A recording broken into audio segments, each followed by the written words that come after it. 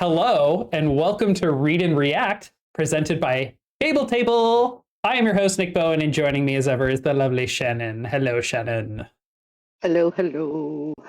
Shout outs to Granite Toe and Spilo, who are live with us on Twitch in the chat. They'll be engaging with us as we continue our Read and React series of reading Dungeon Crawler Carl.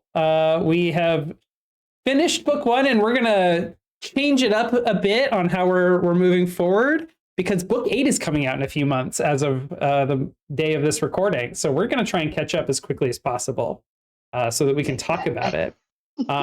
Yes. So as ever, spoilers for all of the chapters that have happened prior to the content we're reviewing today, and spoiler warnings for the first half of book 2 through chapter 14.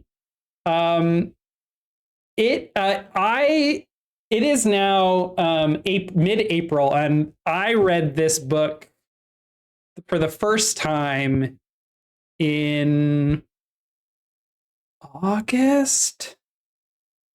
Wow. It's been a while. It's been like 8 months. So this was really nice to reread this and remember a lot of the things in here. Yes. So we're going to try and move very quickly through it, since we're covering a lot more content than we usually do in an episode, and we're going to be just hitting the highlights.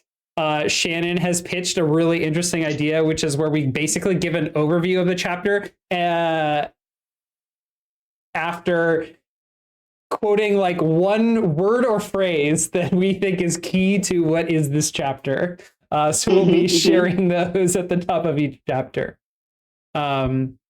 So as a kind of recap of like what is happening, I don't think it's actually events that are very important, other than they exited the second floor. They are no longer in the tutorial levels of the dungeon. And it's mostly themes. I would just want to make sure like this is what is carrying forward from the first book.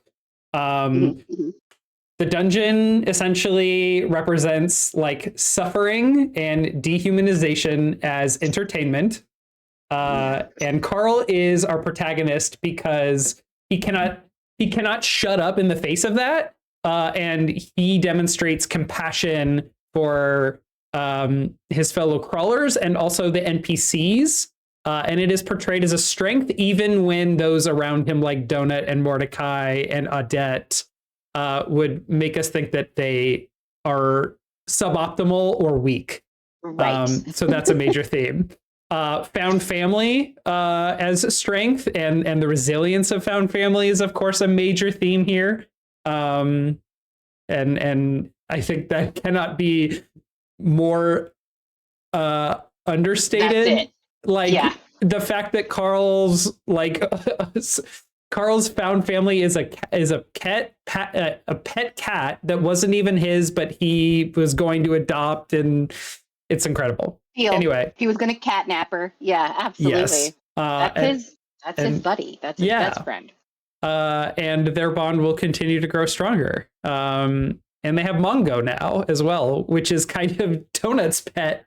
And then I think another kind of major thing about this book is this is our first peek into these like linked urban floors, as we discover they're called. Yes. We were left having met Maestro of the Skull Empire, and feeling even more powerless, suddenly learning that all of these government and corporate factions are going to be showing up in the dungeon and have a vested interest in killing crawlers.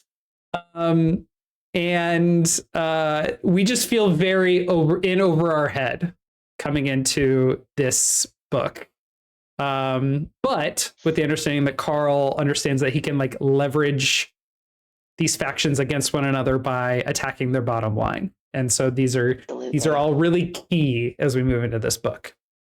So I think, yeah.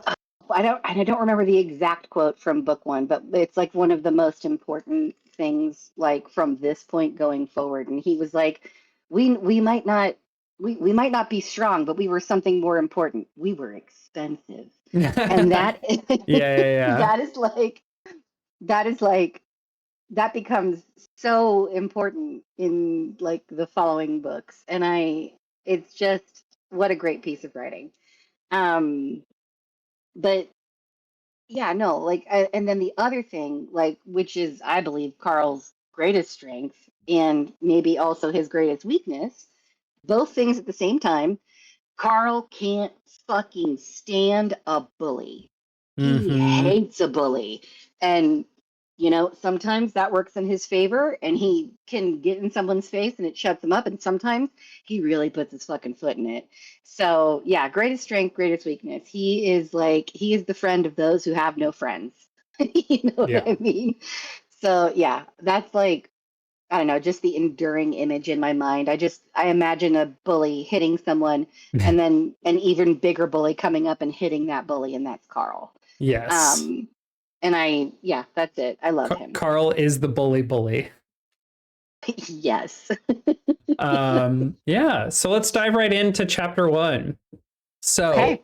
um, What was your takeaway, your key phrase my or your key word? phrase or word here.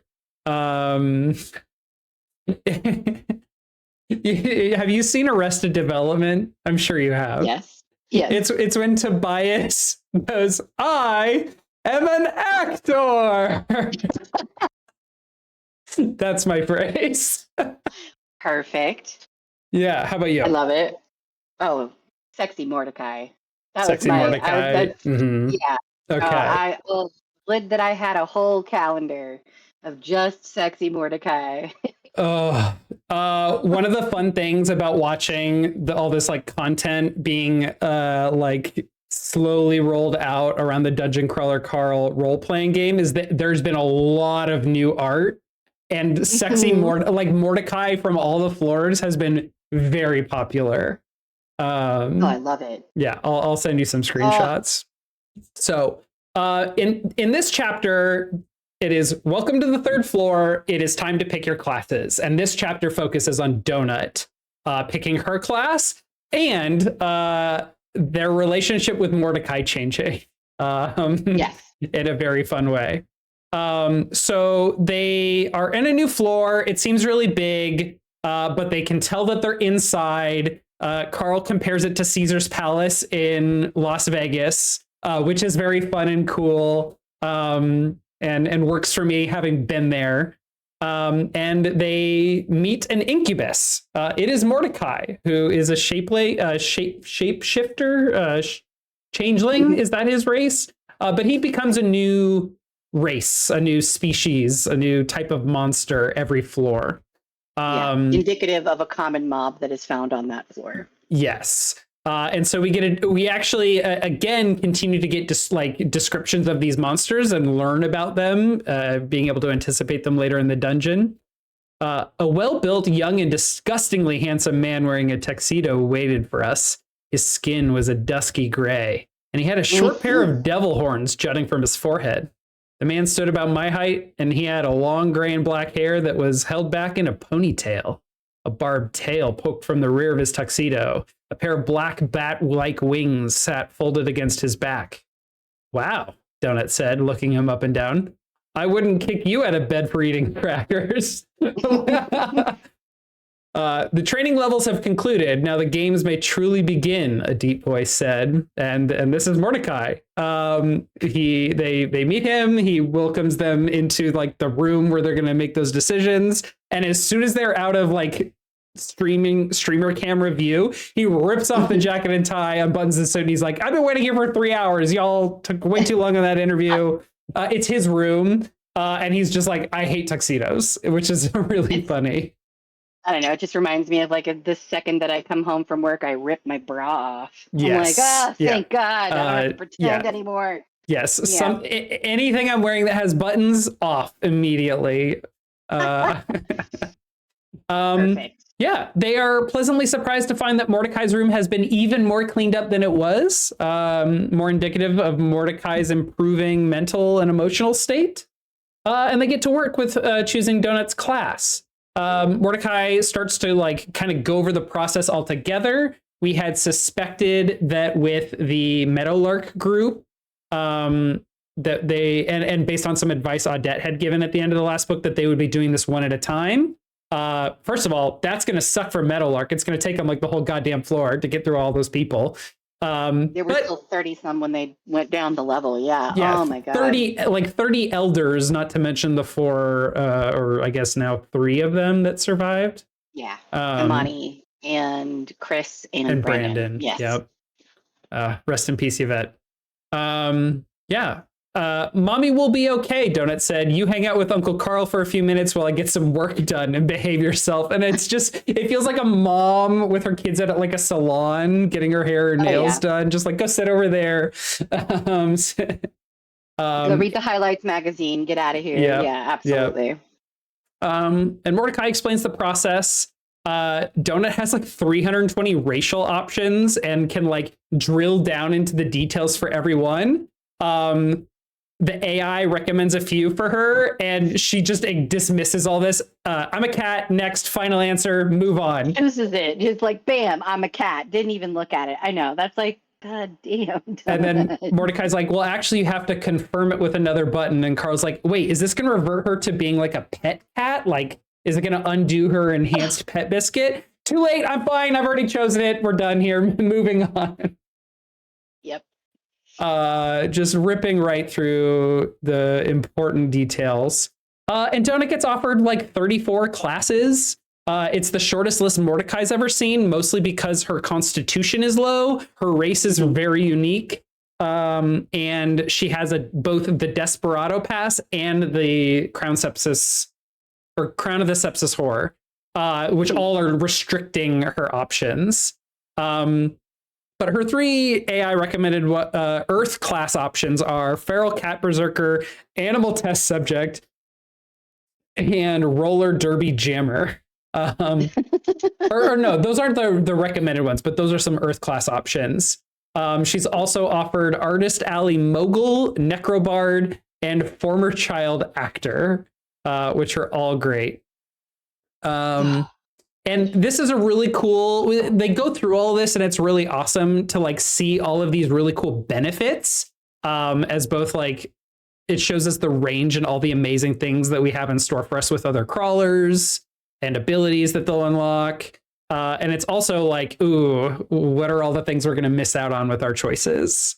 But we know that Donut is going to do what Donut wants to do. So yeah. They're really keen on Artist Alley Mogul because it has a lot of like money benefits and defensive bonuses. And it has a Pathfinder skill, which we know that they're really keen on because it's going to help them find bosses and stairwells and stuff. And it's something Audette had advised them on. Donut, though, says, yeah, no. Artist Alley, really? Aren't those the nerds that like Star Wars and draw pictures of cats dressed like guys from A-Team and stuff? She shuddered. Necrobard is really interesting, especially since she already has the spell that lets her like reanimate dead. And it also like lets her access instruments and also memberships to all clubs. And she just gets really excited about playing an instrument. She says, I could be a singer, with her voice full of wonder. And this is like the second or third time music has come up with Donuts. We're really getting to understand that she loves music. Oh, yeah. She's just a pop diva. She very much wants to be like Taylor Swift. The most. Yeah. And even though she wasn't an actor, she's like a former pageant child. So this the next one that she's really keen on looking at, former child actor, is a very rare subclass that is an offshoot of another like more popular class called character actor. And it basically can only be picked by crawlers that have an achievement where they have 1 trillion views. So it's like their popularity has unlocked this class. And it has some like great immunities. It has a manager benefit, a character actor benefit, and the cockroach skill. All while they're going over that, Mordecai does not look happy.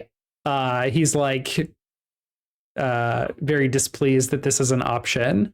And we learned that character actor basically lets Donut pick a new class every floor that she'll temporarily gain some benefits from that class. So it like allows her to be really flexible. And it will get better as she levels it. It like increases level every floor. And I don't think they mention it here, but I'm remembering from future books that basically if she gets some of the skills high enough, she actually gets to keep them. Yeah, I think so. Yes. Which or is if she gets to choose that class again, like the level that she attained from the previous floor or whatever, it's like reinstated. Right. She doesn't have to keep like leveling it up. Yeah. I think.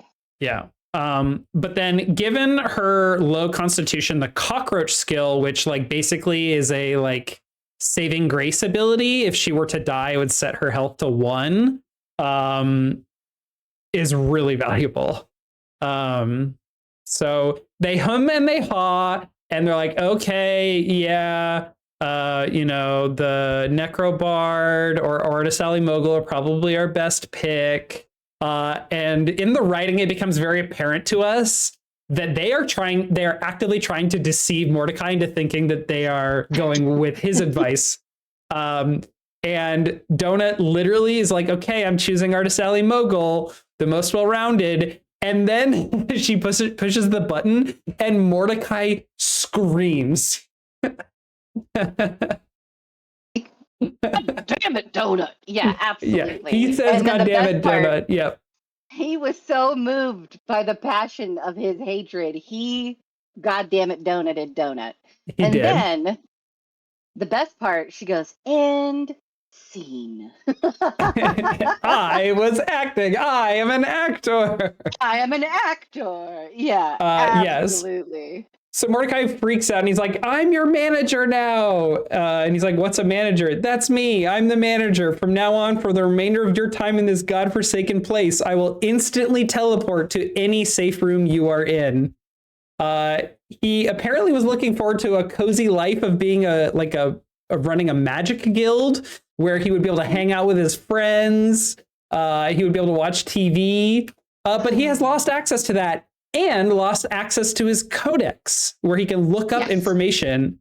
But we learn Audette advised that the manager is perhaps the most important resource in the dungeon. So I'm going to read the quote. They have a flashback to talking with her.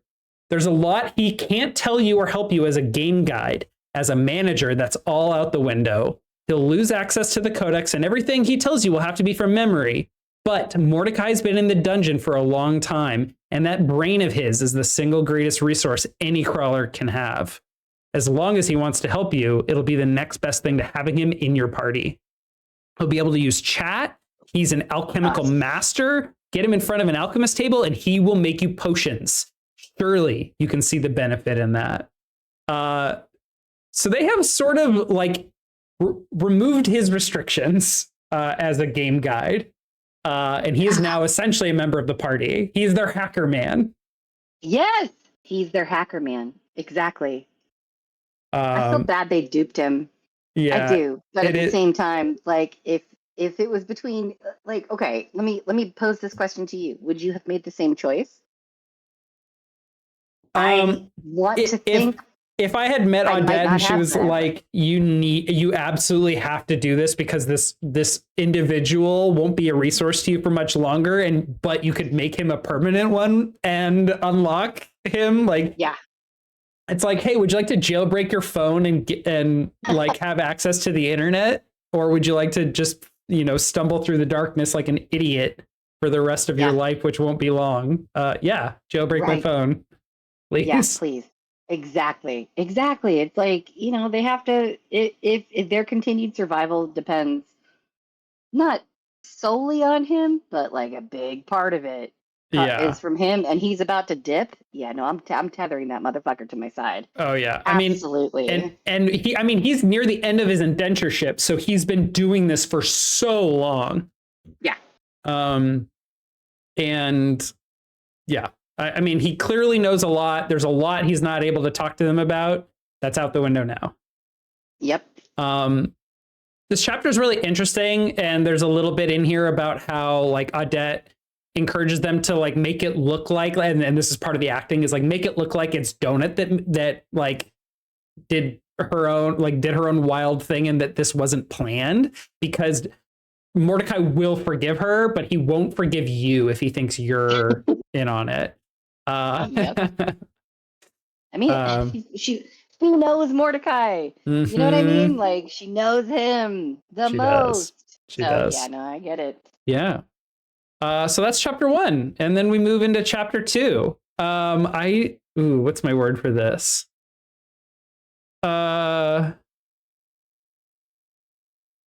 What is your word or phrase for chapter 2? I wrote the primal, and then I also wrote child star. Like, like for race selection, but like I wrote primal. I think I would write primal or anarchist. Yeah. Yeah. Because we get to hear a little more about Carl's race selection choices and everything, and his class, and I love the way that they did this, and that the way that it's described with the primal is that like they're the creators of everything, or like the earliest known universe, but like the first known species to conquer the universe. They vanished, but we see remnants of their battles with another race and we don't know who they were fighting. They are the boogeymen of the universe. Yeah. And Carl's like, that sounds great. I would love to be the boogeyman of the universe. Sign me the fuck up. But what's great is like nobody knows what the primals look like. Nobody knows what like they're.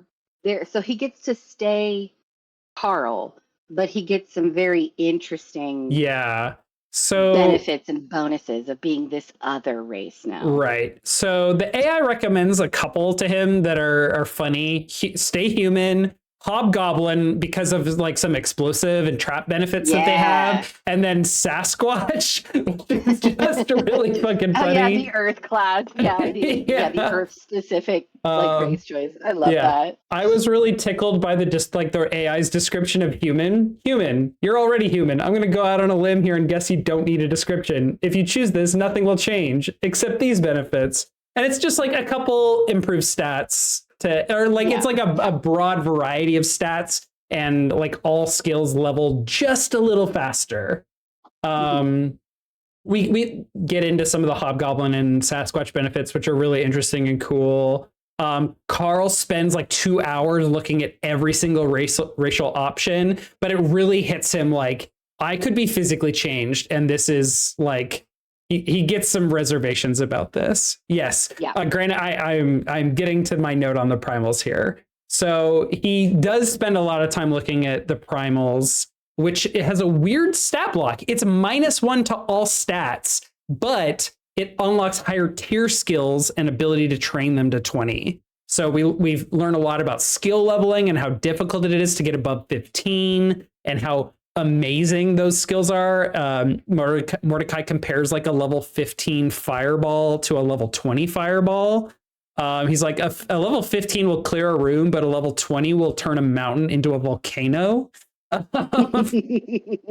Yes. Yeah. And then he asks about he brings up like, the potion that Maestro gave Maggie and Mordecai to level their abilities. Like, can't we just get those? He's like, yeah, but they're expensive.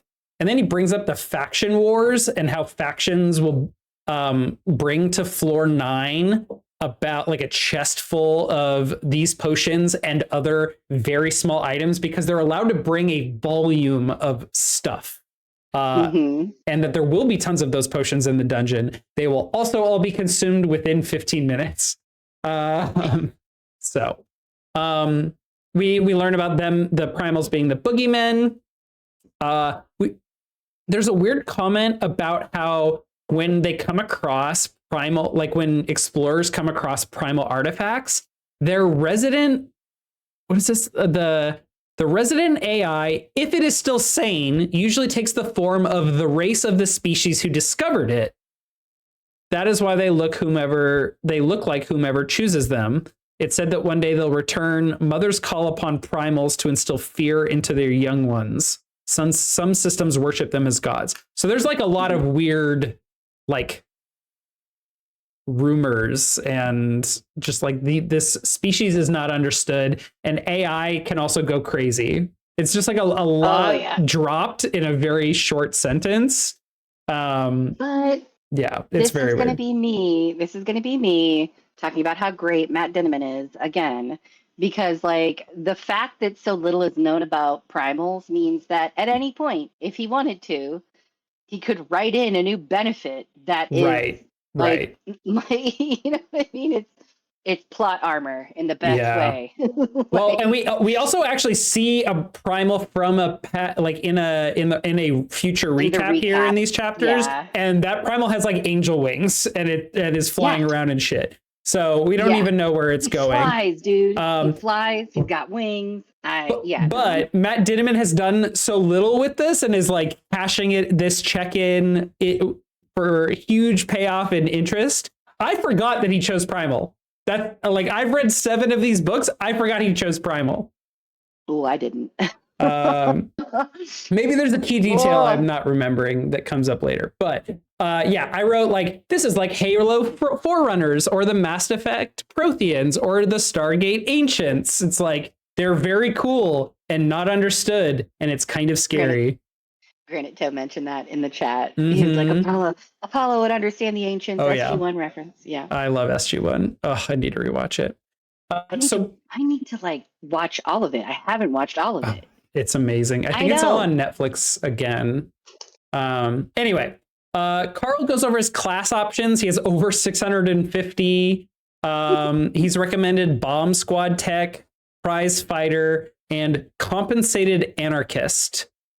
We learned some really interesting, like, other skills he could have gotten, like no degradation with explosives handling, limb regeneration. The prize fighter class has pugilism. Like, all of these are like at least half monk class. And he kind of really eyes compensated anarchist, which has both an explosives and viewership prerequisite. And it has a very funny description. When the oligarchs want to manufacture a social movement, or better yet, stop one in its tracks, they must first bring in the big guns, the paid protesters, the agent provocateur. This monk rogue hybrid class is a trap-making, bomb-making social media dynamo. The compensated anarchist will happily throw a Molotov through a window one moment and step in front of a camera to plead for the violence to stop the next. Experts in hand-to-hand and dirty tactics, the compensated anarchist only suffers when it comes to more traditional fighting techniques. And as we're reading this, it's like, this is kind of what Carl needs. Like, they're going to be in lots of interviews. And he also has a lot of benefits in both like these traps he's been making and hand-to-hand combat with stomping and his punching with his gauntlet. So this looks really great. If everyone was made just for Carl, it would be that one. Yeah. And this is what he ends up choosing. There's some other benefits that are really interesting, like gaining access to the Naughty Boys Employment Agency. Yeah. Bomb surgeon, backfire, some other stuff. But he gets so he chooses this and gets escape plan, which is new to Mordecai, which shows hidden doors and secrets. It's not as good as Dungeon Locator, it's not as good as Pathfinder, but it is quite useful. So this will show him things like hidden road signs, basically, that would aid NPCs or the AI or employees of the dungeon. So it will give him access to useful information. So he's going through this. He hasn't chosen yet, even though we know what he chooses. The second floor collapses. The floor timer for floor 3 is just 8 days, which again is like 1 day longer than the previous, which is the minimum. There are 700,000 crawlers left, just a bit over that. Whereas there was 1 million a few hours ago. So they lost like 300,000 or 400,000 to the floor collapse. Mordecai comments that the faction wars on floor 9 is going to be like 11 or 12 days long instead of its usual 30. Holy fuck. And he chooses compensated anarchist. They pick some stats. Donut has night vision for choosing cat. She has cat reflexes, 9 lives, which is another like save your ass from damage ability. Which is absolutely necessary because she's got a constitution of 3. Yeah. So yeah. There's some comments about how their stats are getting really high. Like, so like Donut's constitution is 6, which is extremely low. They need that higher. But even lower is Carl's 5 intelligence. Donut's charisma. Donut's charisma is 70. And Carl's highest is also charisma at 25. He was forced to put a ton into charisma for the compensated arcanist class. But Mordecai's like, you guys are going to need a lot more stats. Like this, like 70 isn't even going to cut it in like the double digit floor numbers. So they're kind of left with this, these kind of notions of like, I just need to work really hard at my skills. Donut gets to improvise. But we need money to be able to like afford stuff in the future, like for training. And they head out to the 3rd floor. And they are met with a medieval village and a sulfur smell. So we start in chapter 3 with the Overcity. What's your word? I wrote geography and threats. I wrote quests and NPCs. Yeah. So we are welcomed to the Overcity, which is, of all of these, like every 3rd floor is called an urban floor, and this is the top of those, the Overcity. And we begin to learn a lot about the urban floors. There's a lot of different types of races here of NPCs. There's guards. And we learn that this is a much, much smaller floor. It's about the size of Arizona. We learned that NPCs are, in fact, biologically printed beings. They, like the ones here, are engineered and owned by Borant. And we learned some pretty fucked up stuff about NPCs and manufactured synthetic people. Their minds are altered, like their memories are implanted. They are regenerated and reused between crawls. They're recycled.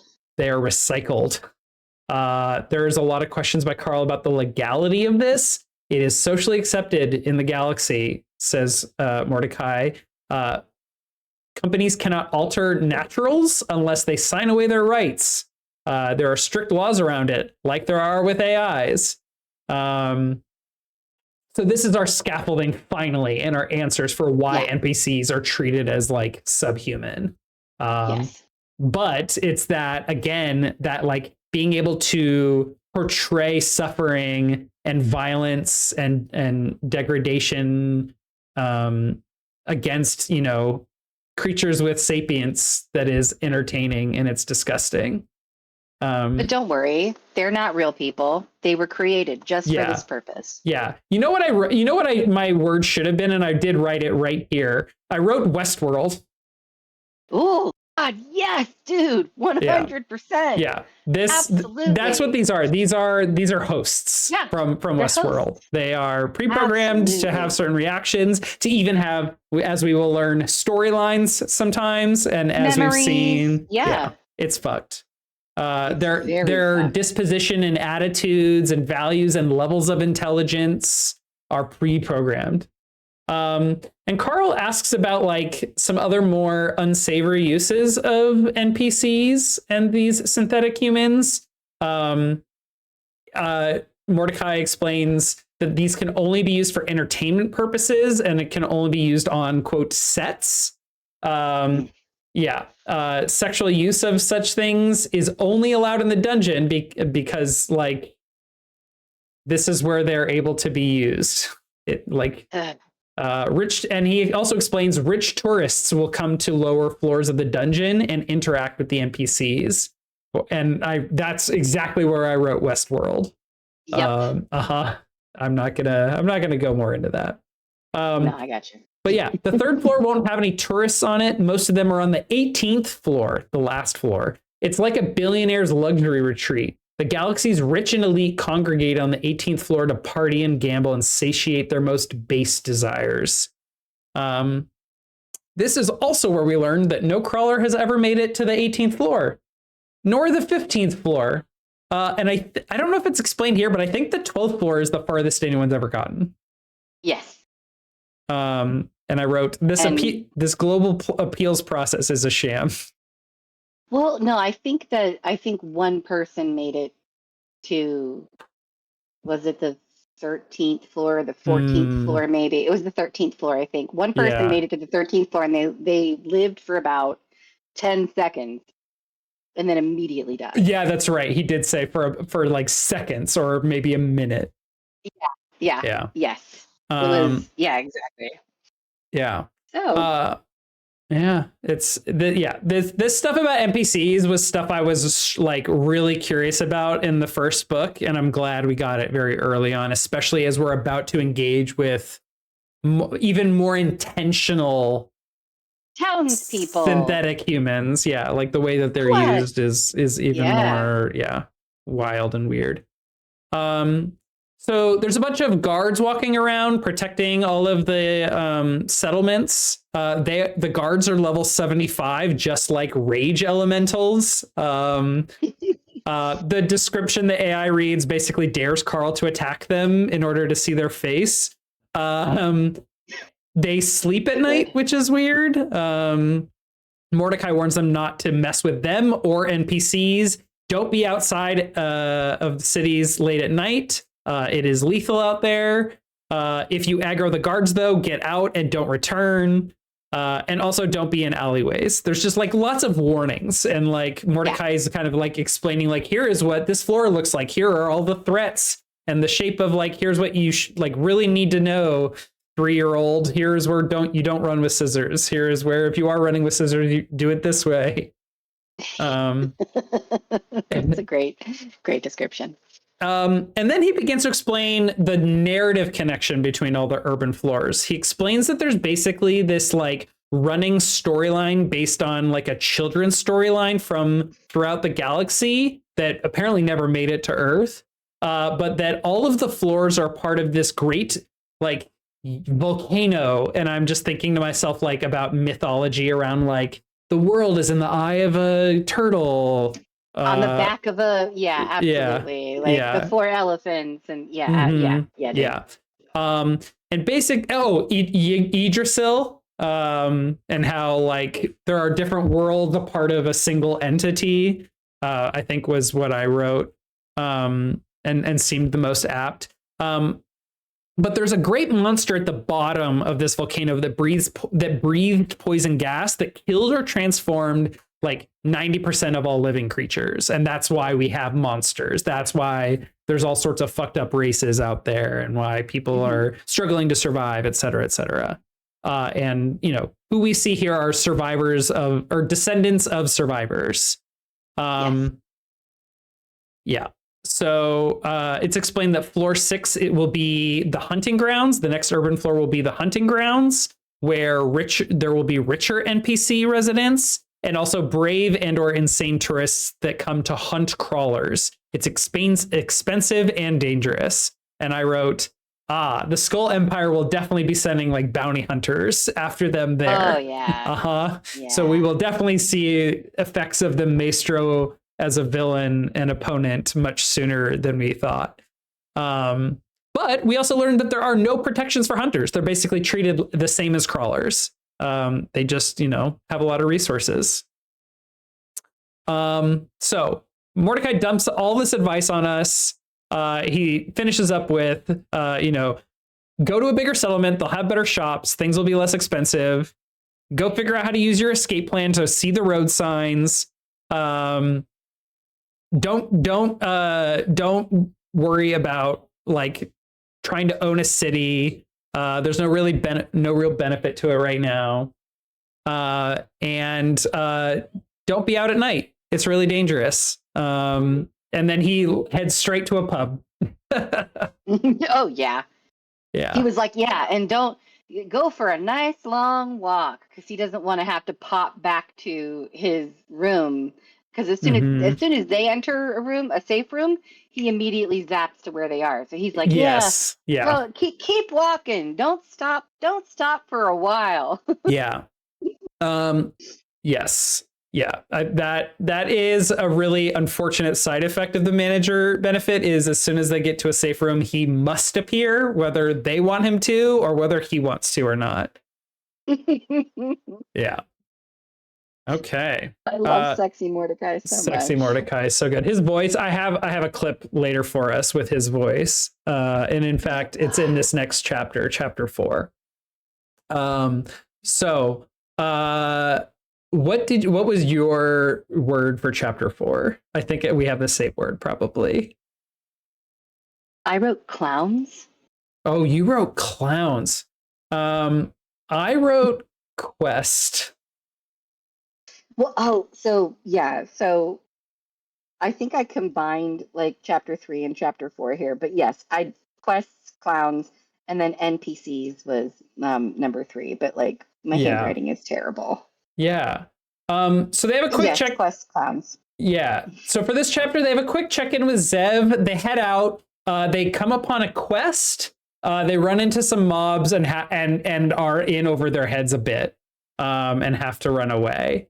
But the way that it plays out is really fun. We're continuing at the start of the chapters to get updates on like their viewer count. They're over 1 trillion favorites and 8 trillion followers. It's the numbers are just like getting to the point where it's not even fathomable. And just we cannot comprehend these numbers. No. We get to see all these moments of how Mongo's training is getting better and better, which is great because we have had a number of them and they just continue to feel good and we can feel the improvement of Mongo and their connection with him. It's really fun. He's no longer biting her on the nose. Yes. Yeah. But he is still getting at this point a little too excited at times. And if he does, like, just still won't listen to them. So we can see that it's still improving. And I, as someone who has raised a couple dogs, and done a lot of training with those dogs in my adult life, I very much resonated with this. Zev checks in, shares that people really like their race and class choices. They're both very completely unique. Other than Primal, a few people have chosen Primal, but there are still a lot of people that haven't picked yet. This is something that I wasn't thinking about, but of course this is what I love about Zev is she's just another perspective for them. She's like, there's no VIP crawlers near you, so don't bother adding one to your party. It'll be very boring and will hurt your numbers. And it's like, oh, well, actually partying up is something I would have thought of, but not thinking about caring about VIP crawlers. But that's her job. She is a PR manager. Yeah. She's looking out for their image. Yeah. And not only that, but she is a manager. They are so popular. She now has people working for her to help her, which is funny. I love it. She's great. So they head out and they almost immediately get attacked by a pack of level 8 circus lemurs with juggling knives. Their description indicates that they're a part of Grimaldi's Traveling Circus, an attraction from before the transformation. And that was hundreds of years ago. And now we get these feral circus creatures. And it's at this point that they receive a quest to find out why the circus still exists and end its terror for a gold quest box. At which point they ask, they start texting Mordecai. They've barely left Mordecai, but they're already texting him. And this is the value.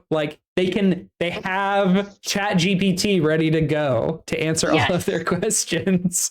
And it's going to be even more accurate than ChatGPT. one of my favorite.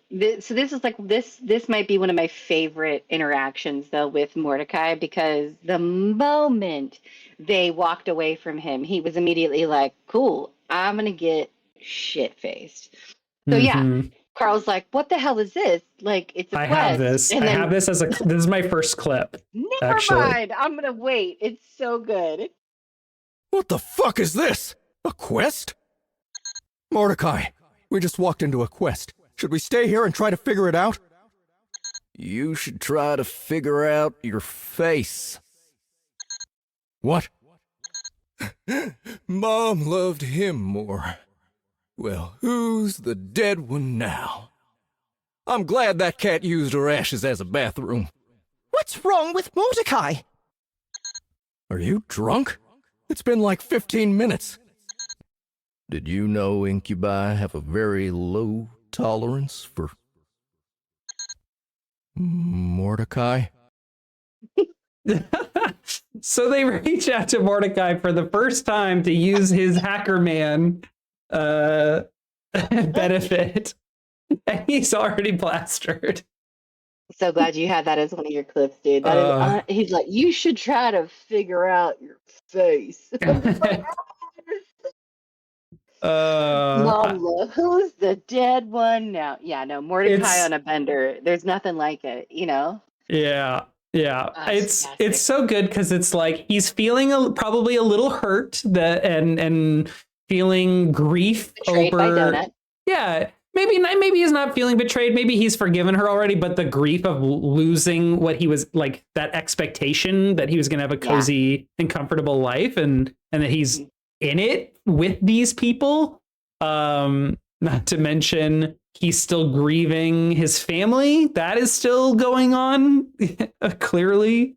And he's apparently subjected to high impact of alcohol because of what he has become.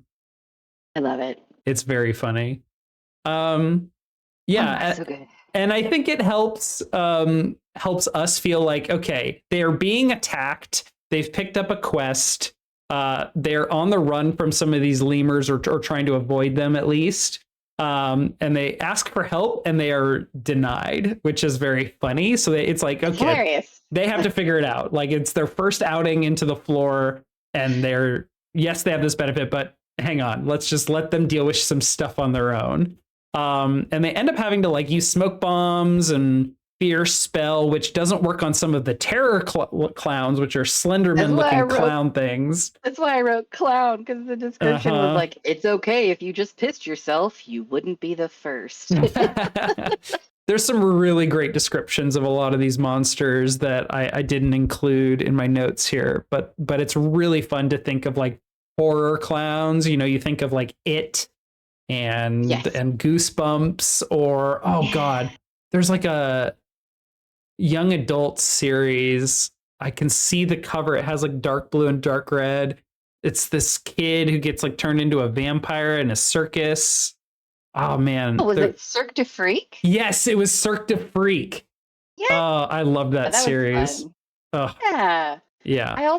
These clowns also brought to mind, what was it? The Clowns from Outer Space? Tell me you've seen that. No, what is that? Is that what it's called? Hang on, I have to like, is it like, clowns? Killer Clowns with a K. Killer Clowns from Outer Space. Yeah, this is, I've probably seen this a long time ago. This came out in '88, so I've probably seen this, but yeah, this is. They have like a ray gun that turns people into cotton candy, and then they stick like a giant silly straw in it and suck their juices out. Oh God, their spaceship is a big top. That's really funny.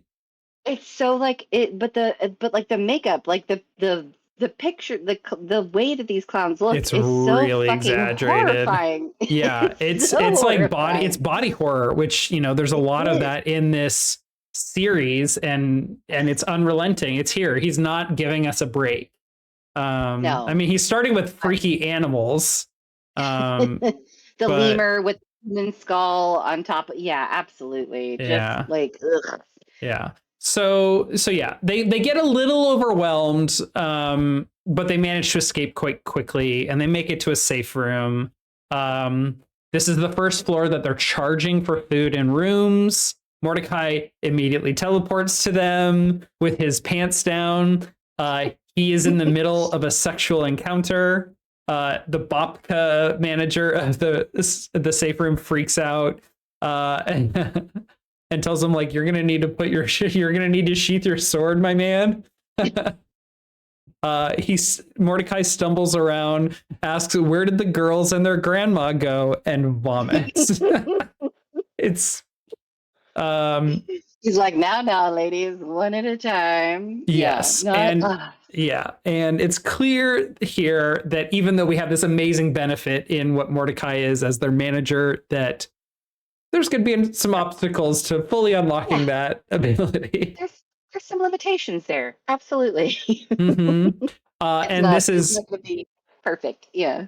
And it's punctuated by the Bopka at the very end, who leans over the counter, makes a face. This is your manager?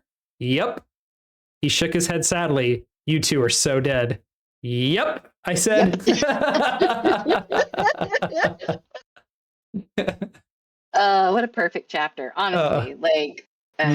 So okay. Good. All right, chapter 5. This one's pretty short. I wrote party dynamics here for my phrase. Pets and partners. Pets and partner. Oh, that's really, really good. So Mongo hits level 3, has doubled in size from the smaller than Donut. From a chicken.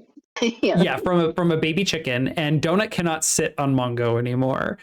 Carl says soon you'll be sitting on him, and I think we had all been thinking that, given that the Monglionesis, or however it said, description said that they would get huge, and Audette told us, like, that's a velociraptor. Yeah. Dude. Yeah. Clever girl. Absolutely. 100%. Yes. I cannot wait for Donut to be riding her battle Mongo into war, I'm so excited. Yeah. I think not quite here, but as we see Mongo continue to grow, Carl continues to reflect on how big and vicious Mongo's gonna get, and how he really does not want to deal with a pack of these things. Like, he's like, this is a pack hunter. I am terrified to think about what facing a pack of these things will be like. And he's like, I wonder what floor they're gonna be on.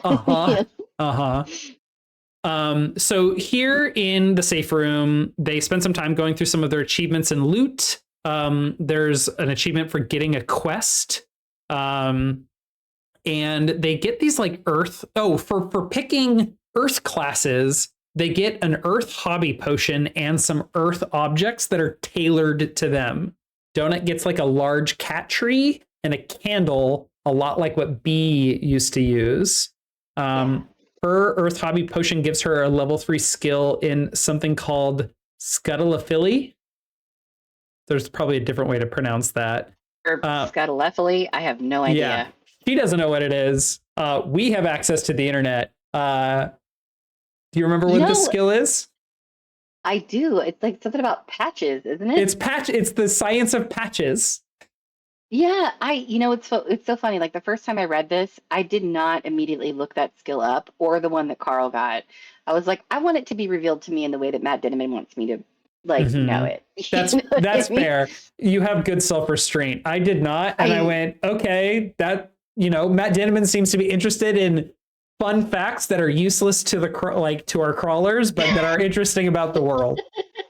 Yes. I like that it's like a means of keeping these it's like a protected class kind of a thing, since now he are like an endangered species, and the redistribution of these lost skills, or the description of the Earth hobby potion cites the Indigenous Species Protection Act and basically says, like, we're required by law to preserve your culture in the dungeon. Fuck you, whatever, take this. It's not transferable. No one else can use it. You can't sell it, so you might as well. It basically forces them to use it. I'm like, okay, great. Donut has this thing. It's gonna be like, Carl seeing his like Frogger skill. It's going to be useless. I remember dismissing this as something that would never come up. I did too, but he's so good about this. Like, if you're like, what the hell is that? You'll see it in the next book or the one after that. Yeah. You see things like this and you're either like, well, this is just like him having fun, or this is going to be something important. And I erred on the side of this is not going to come up again. This is fun. Yeah. Yeah. Carl's potion. So he gets a cactus and a bunch of Western books from a book series that his dad had, that he reflects on a little bit. And his potion gives him a level 3 skill in Sesta Punta.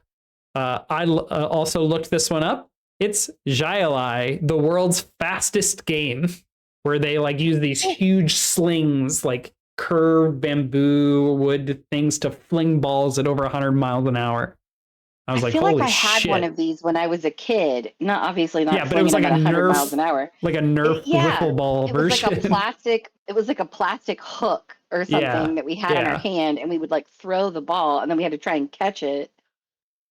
Anyway, but yeah, no, I is it Jilai or Hialai? I don't know. I've been pronouncing it Xiaolai, but you might be right. I grew up in southwestern Pennsylvania, and nobody knows how to pronounce anything for shit there, so don't quote me on that. Yeah. We have a very interesting way of saying things. That's all I'm trying to say. So, no, like, yeah, dude, I have very distinct memories of having this shitty plastic cup on my hand, and like my brother and I pelting like a wiffle ball back and forth at each other and trying to like hurt the other, because that's what you do with those toys. I remember those, and using like these like really shitty nets as like a goal for those. Yes. And then I remember moon boots, and I really, really want to see moon boots that like enable a crawler to jump like 300 feet in the air. 1,000 feet in the air. Fuck yes. Oh, please. I would love that. Yeah. Donut, more importantly than all of that, at least seemingly, also gets her book club spell book of the floor, and she gets a clockwork triplicate spell, which she immediately uses on Mongo, that creates 2 like clockwork copies of Mongo that like act independently and act like Mongo, and then they break after a minute and Mongo freaks out. It's very funny, but seemingly very useful, because this is more survival. This is damage because they're physical. They're not illusions. They're real, but they also are going to grab aggro. Yes. Oh man, the clockwork triplicate is a dope ass spell. It's really good. It's really, really good. So they head out to go clown hunting. They find 3 dead crawlers that were killed by lemurs. Very recently, Carl feels guilty because he thinks he might have been able to party up with them or save them if he had done something differently.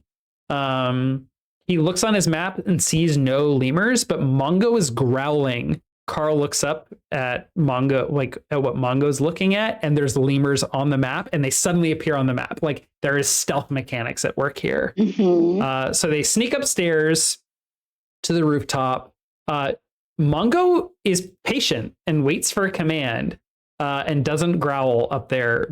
And so Donut starts like to dash at the lemur to assassinate it, but her bell charm rings a little bit and her armor clinks, and Mongo gets excited and screeches, but Donut kills the lemur with no problem, ripping it open, and Mongo gets his head in there and is constantly like feasting on their dead enemies. Yeah. Well, she jumps into it. She jumps into the action, and she's like, let me do it. And Carl's like, no, we have to be stealthy about it. We have to be quiet. And Carl loses his patience with Donut. And he's like, and she's like, no, he's my child. I have to take care of my child. And he's like, it's not your child. he's your pet. You don't risk your life for pets. Mm-hmm. And as he says it, he's like, it's the wrong fucking thing to say as soon as he says it. And he knows it. Like, Donut knows it. She's like, she gives one of her, like, shocked donut gasps. Yeah. And, like, there's this moment. And so, like, to me, it really shines a light on, and then, like, at the end of that scene, basically, at the end of, like, basically, it's like the end of the chapter, practically. Yeah. He's like, how about he regroups? He's like, how about we go take out this next one together, right, partner? And she's like, okay, partner. So, like, it's shining this big bold light on it. It's like Donut is like Carl's one daughter. Yes, she was his pet. She's also his friend. But she's not anymore. No, exactly. She's his companion. She's his friend. Like, his confidant, his partner in every way. You know what I mean? Like, just like it. That's why I chose pets and partners, because that was like the big moment for me in this chapter, was just him being like, we don't risk our lives for pets. And it's like, that's what he's been doing this whole goddamn time.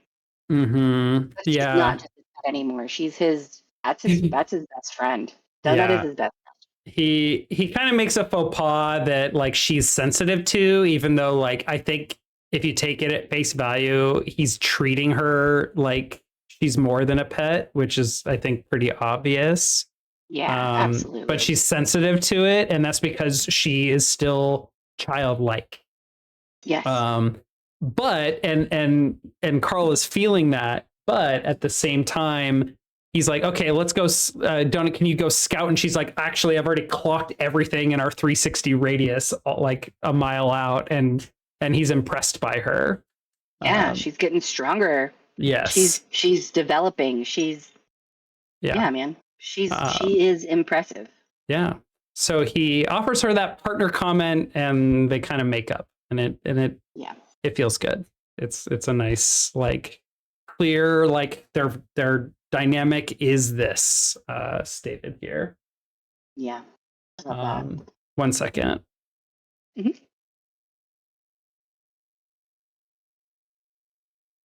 Sorry. Nova is asking attention, and I got a question if she needs to go out or not. Okay, so we move into chapter 6. And I wrote hardness is my word. Oh, okay. I wrote elite signet. Yes. So in this, there's a lot in this chapter. There's a lot of development of, like, what is this quest? What is being asked of them, and what's going on here?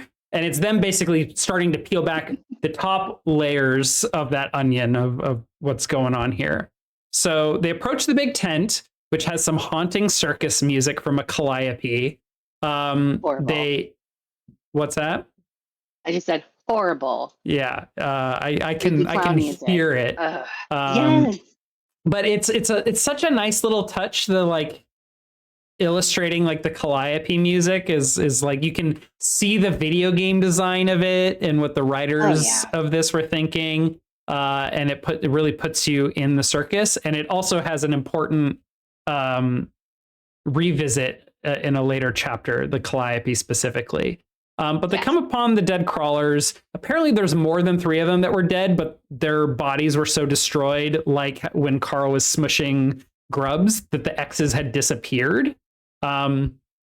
They loot their bodies. They had been looted, except it was quickly, they can tell. So they get some strength rings for Carl and a wood anklet for Donut.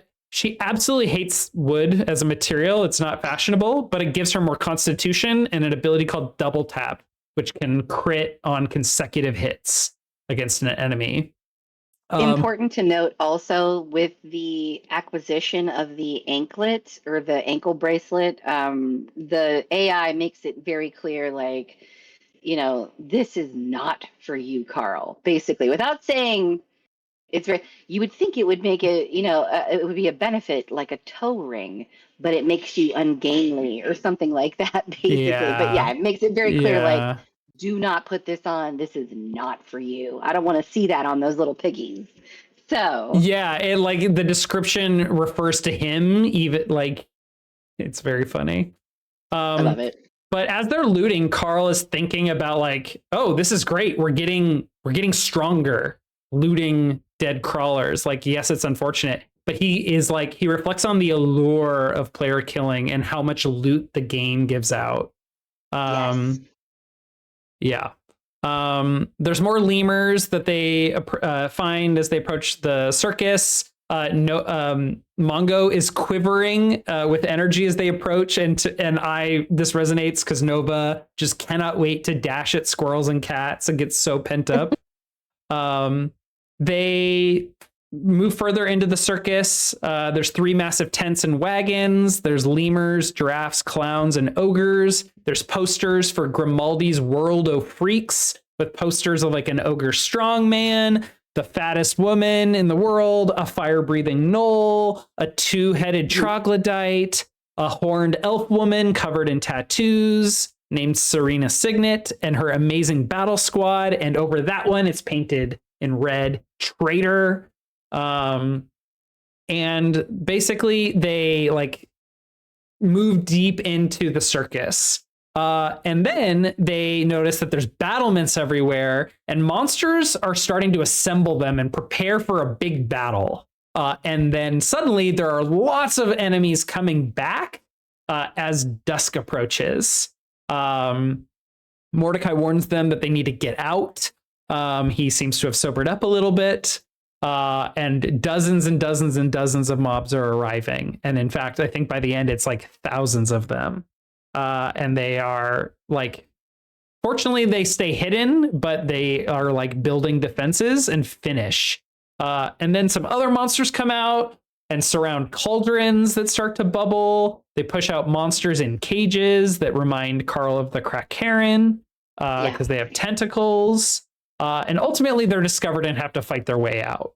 But they're feeling strong enough. Carl like 2-shots one of them and is like, if I had a little bit more stats, I could 1-shot these things. And again, it's that like allure of getting stronger, tugging at him. Donut begins to mention that her magic missiles are now catching enemies on fire when they are exploded. Yeah.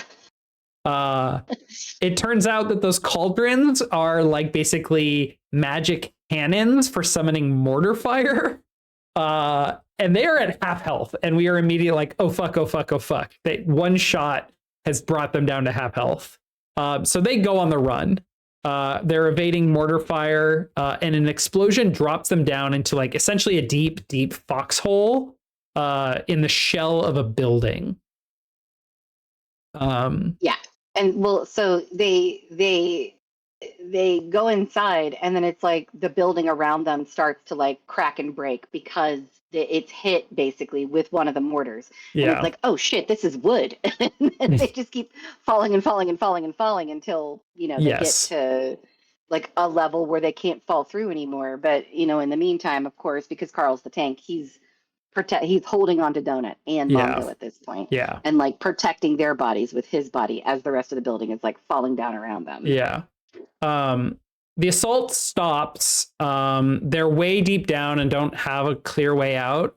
And it's clear Donut's going to have to like use her puddle jumper to get them out. So she goes and scouts, and she finds that there is an NPC standing there waiting for them. It is Serena Signet, the traitor. Donut reports that she is wearing only a thong, is glowing, and has swirling tattoos. And I think to myself, like Maui from Moana. Yes, but not quite. A little bit, yeah. Yeah. Donut reflects on how much she hates tattoos. I don't like tattoos, Carl. B had one. We have them.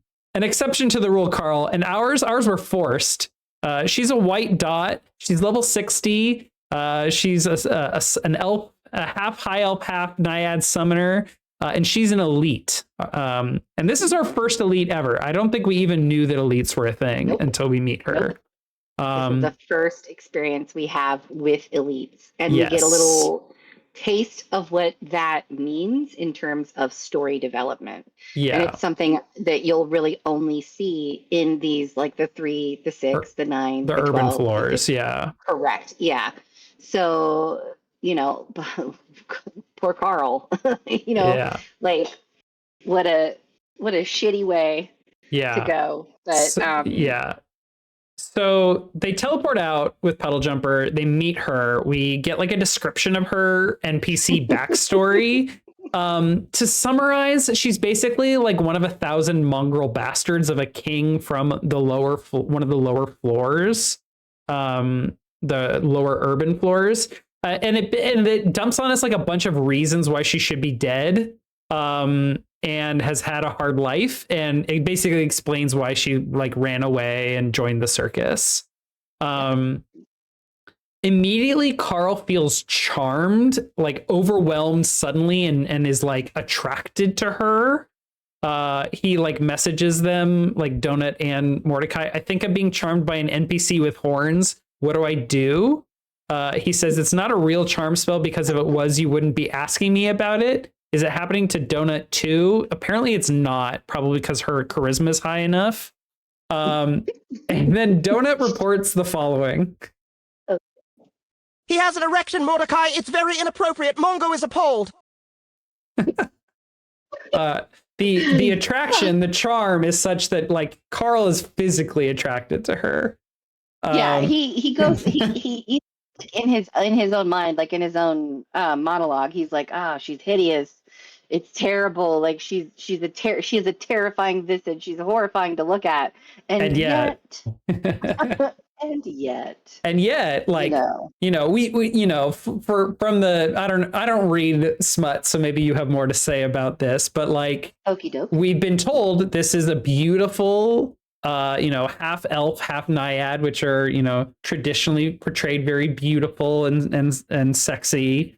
She's naked save for a thong. She has tattoos, and Carl's getting erect. And so I think like Matt Dinniman wants the reader to feel like this is a sexy and horrifying character that we're interacting with. It's like very femme fatale.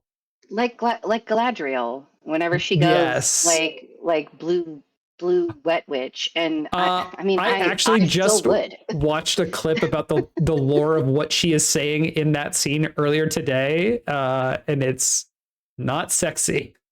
Yeah, anyway, I'm just saying I still would is what I'm trying to say. So you can, it's a fear boner, and those are real. Apparently, it is. Mordecai says, break your finger. Carl breaks his finger, which is horrifying. He is horrified.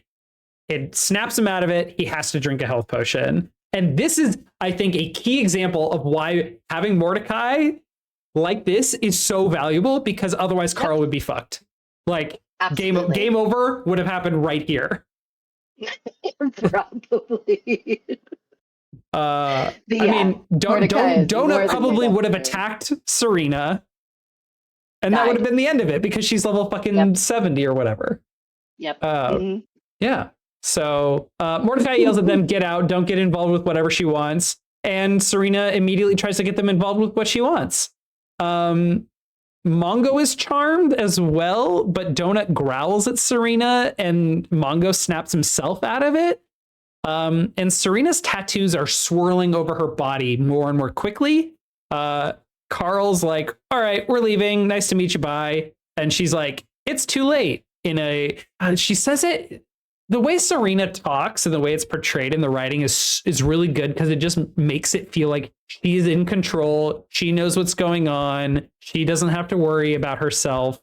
And that they are like not in control in this situation. No, they're not a threat, and they are not in control. Absolutely. Carl and I want nothing to do with you and your circus freak friends. We will be leaving now. I'm afraid it's too late for that. She said as she took a step back and spread out her arms. She's like making herself vulnerable to them as she's doing something that we don't understand. And she's like, no, you will not be leaving. Pretty It's much. evocative, it's scary and sexy, and we don't know what to expect. And it's just really cool. It's building a lot of suspense. So chapter 7, this is a really big one in terms of like more like fiction and lore and world building. And my phrase here was the new opponent in the dungeon, writer's runes. I wrote Scolopendra. Yes, this is where we first get introduced to a character, Scolopendra, as well, which is very important.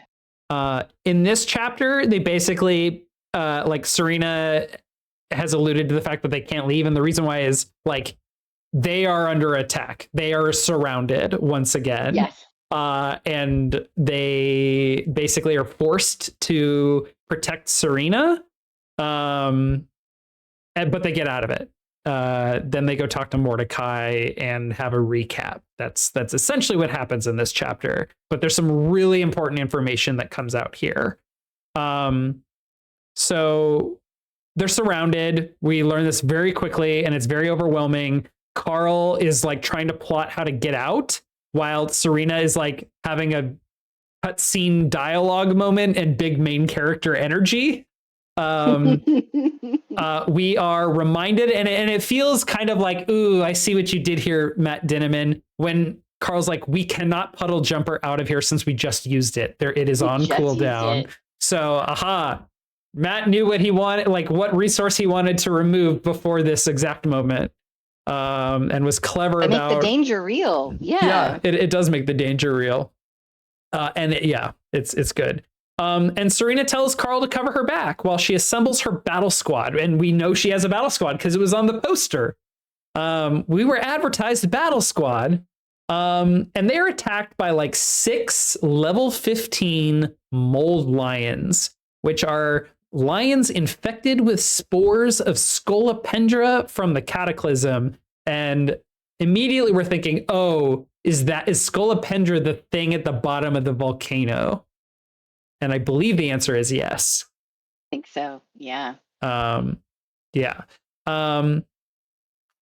Carl is getting really nervous about being surrounded, and we are let in on a thought that we hadn't seen before, but makes sense, is that he really wishes that they had developed a playbook and could just call out moves and reactions and combinations of their abilities, and basically just like be able to call out responses to situations. They get charged at. He repels them with his protective shell and starts punching them. They're very soft. They're full of worms and mold. Disgusting. More body horror. Yes. So he kills one. He shouts out second chance, which reanimates the mold lion, and Donut, like even without the playbook, Donut triplicates it with clockwork triplicate, which is extremely effective. And in the battle, Mongo almost dies, but Donut saves him. They level up. It's a tense moment, but it shows off that the toolkit is working. Yes, exactly. Like they're using their spells, they're leveling them up, they're working together, and Donut is taking initiative. Yes. She's not cowering behind Carl. Yeah, this is very different than first floor Donut, which was improving by the second floor, but it just like that sense of Donut being terrified is gone here, even though they're in a dire situation. Yeah, she's a badass. I love Donut so fucking much. Okay. So we get some dialogue from Serena. She explains that I'm going to try and truncate this. She explains that she was using blood magic to try and sacrifice Carl. She essentially has marked him going into this fight, expecting that he will die. And she actually says, as soon as you're wounded, I get to take your blood and summon my army with it. But you didn't die. Yeah. I wasn't expecting that. And it becomes very clear. She is crazy. She is dangerous. And they need to get away from her. Yeah. She explains that the circus was her home. It's now infested, and that she is in love with Grimaldi, the circus leader, the ringleader. And for some reason, Carl offers to meet up with her tomorrow to try and help her summon her army again. I think it's just as I think it was so that I It was don't an know that he appeasement. ever. Yeah, I don't know that it was like he ever intended to go back. I think it was just it's kind of like you when you run into someone and they're like, "Hey, we should get coffee." And you're like, "Oh my God, yes, let's do that." I'll And then you text never you. call. I'll text you. Yeah, exactly. One hundo. Yeah. Yep. So they get out of there. Mordecai chastises them for not listening to him, even though they kind of did. They tried to get I out of there tried as soon as they to. could. They tried to avoid the elite. She wouldn't let them, or the situation wouldn't let them. And he says, never trust an elite. They exist between urban floors and across seasons of the crawl. They have scripted stories that span multiple seasons, and they want to be played out the way they wrote them. There are writing teams, production teams that create these shows, like independent shows, like a talk show, except it's like a fictional drama that is the crawl, but is separate from the crawl. And the writers will protect their stories and the money that they will make from them. NPCs have more free will than elites. But Elite's instructions can be patched in, and the AI's fairness regarding them is a lot more loosey-goosey. Basically, it's just really dangerous to be around them. It never works out for crawlers that try and interfere with an Elite storyline. You are a guest star in their story. Forget that quest. Go to the city. Yep. And then we get a recap. We revisit Hecla of Brynhilde's daughters from Iceland. They're all scattered because they didn't come into the dungeon originally together, even though they exited the second floor at the same place. They had to go to each of their different player guides. Tutorial guides. Yeah, tutorial guides. We learned that 80% of crawlers stayed human, which is pretty typical. People say they'll change, but most are afraid of such a major change. Plus, there's a learning curve to being in a new body. We see that with Mongo throughout this set of chapters. Yes.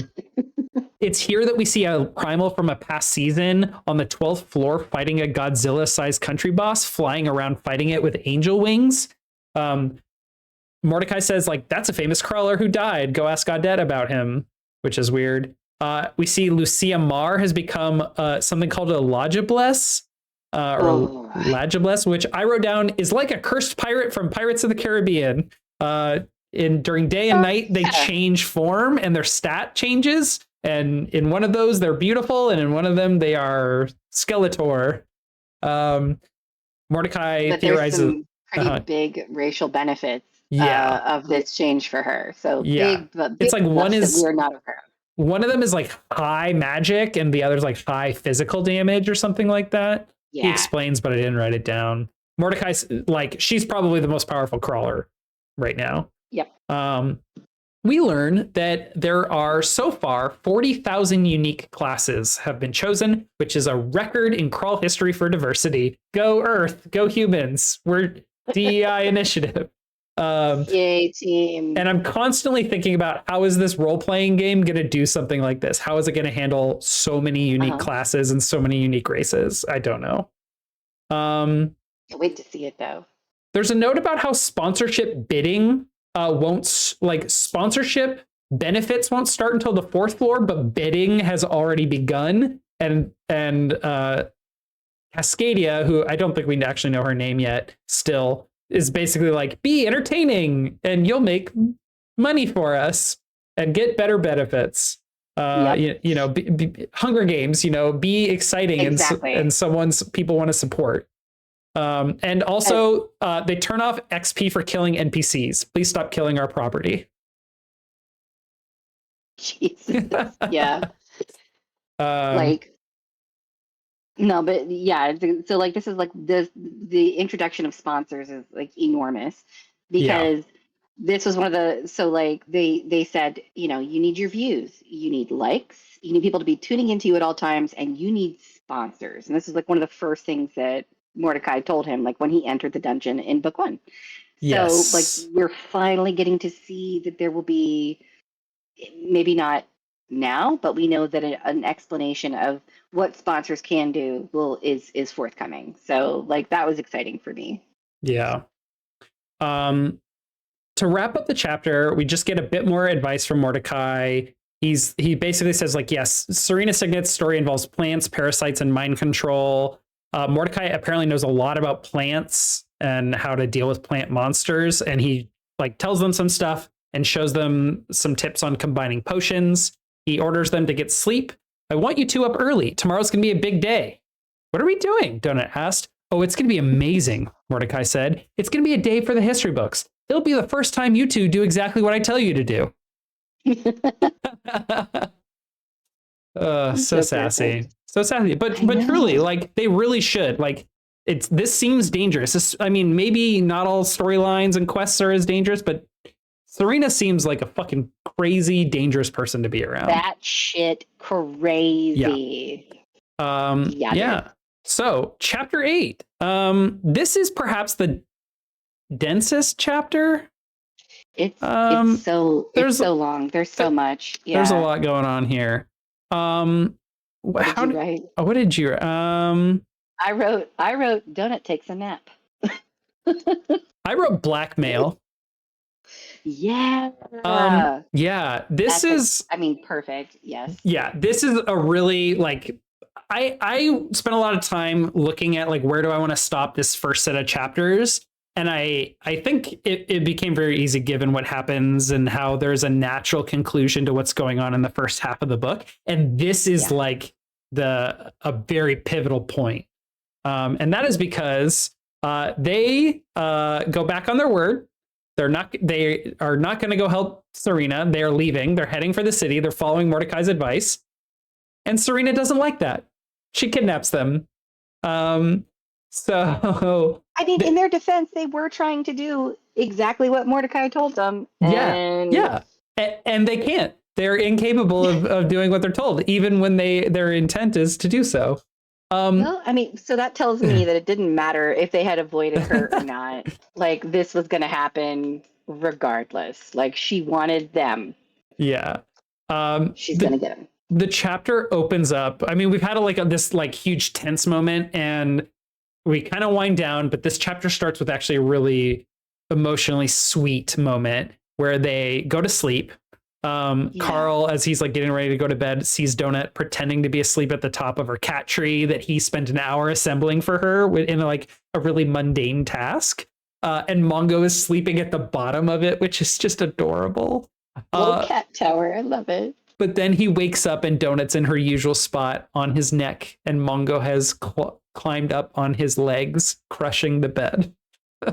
Oh, it's adorable. They're a family. So they go out. Donut orders the babka to make her food and brush her, and the babka is not charmed by her in a surprise.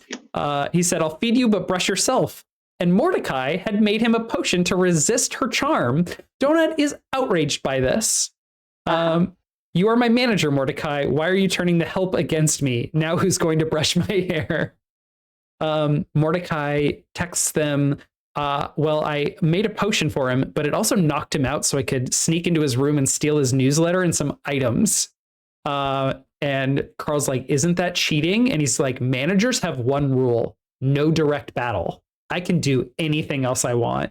I mean, he can't do anything. I mean, he can try and get away with it by like sneaking around is what he's saying. And then Donut, of course, pivoting. You were like a spy. I knew you wouldn't betray me. Right. Just immediately. All is forgiven. Yeah. I love that. It's really good. So they get some news. It's not important. They get some items. It's not important. Carl brushes Donut while he reads a message from Brandon. The Metal Arc crew is taking all the elders through all of their choices for race and class, and it's taking a very long time. Because the whole point is for them to not choose human, but it's scary. It's terrifying. And yeah. What are they going to do? Like, I mean, no, go ahead. I'm sorry. So apparently, because like the worse the cognitive issues among the elders, they have to choose even weirder and weirder stuff for the process to essentially reverse it. Right. And so all of these elders are giving a lot of pushback. And I feel for the Meadowlark team because as someone who has advised like college students through hardship and difficulties and crisis, advising is difficult. Counseling is difficult. That's essentially what they're doing is counseling old people through an extremely difficult choice. And like it to the best of their ability, which is why it's taking so long, because they have their ability to stay focused from one moment to another. And there are 30 of them and they have to do this one at a freaking time. Yeah. Chris, yeah. So Brandon stayed human, but Chris and Amani did not. We'll learn more about that later. Apparently all of the elders get like major loot for essentially being pacifists for the first 2 floors and reaching the 3rd floor. So they're like loot like brings them almost up to par with the rest of the Meadowlark party who have been leveling and gearing up. It's fucking hilarious and kind of sad. Yes. Yeah.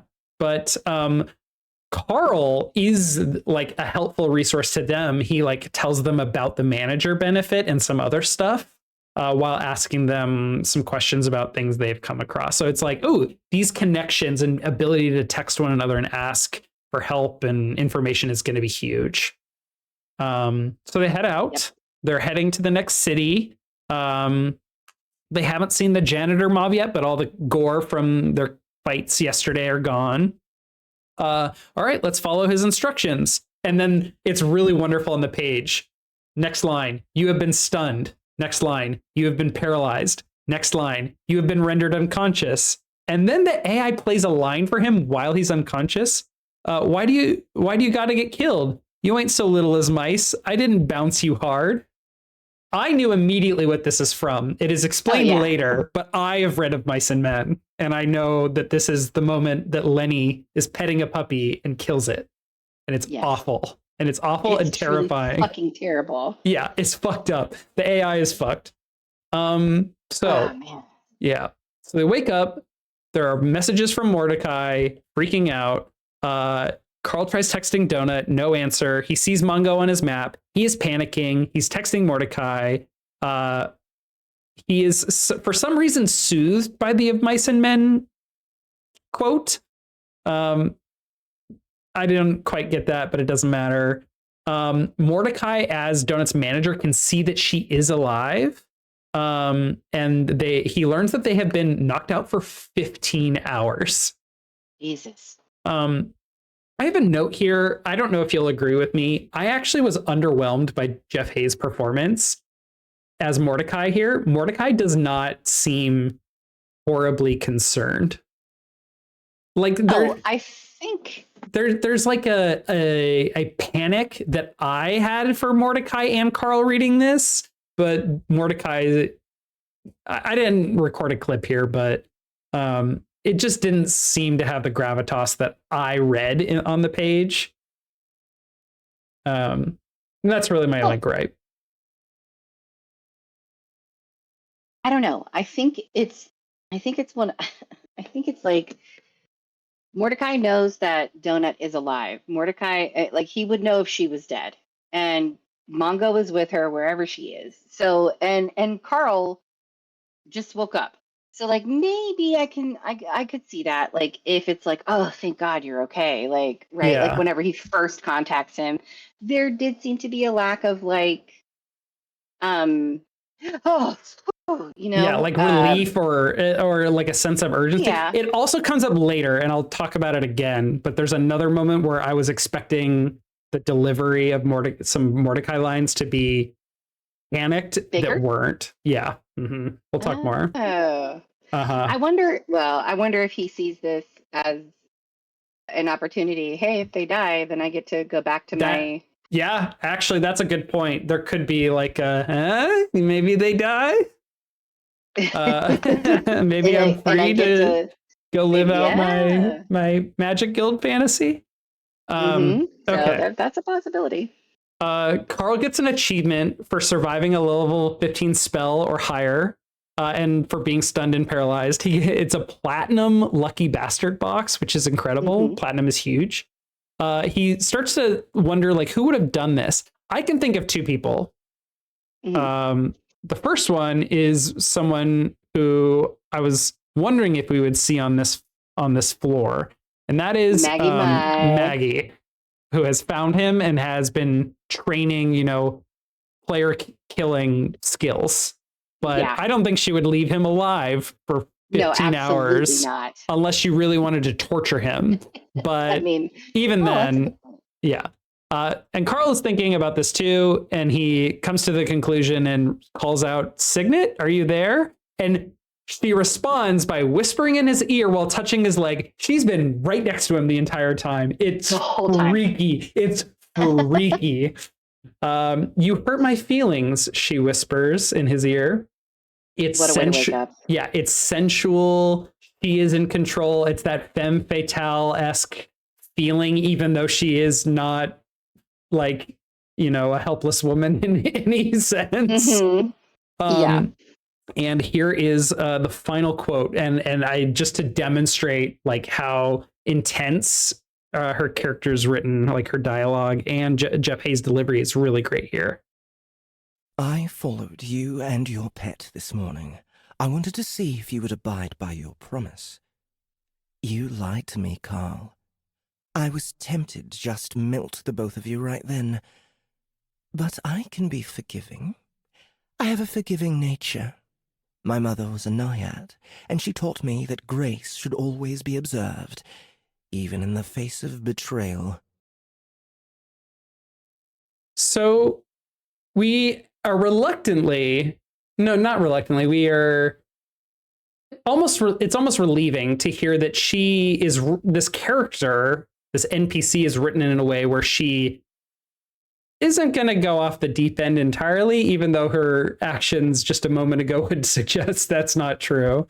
She's demonstrating some level of restraint from killing them.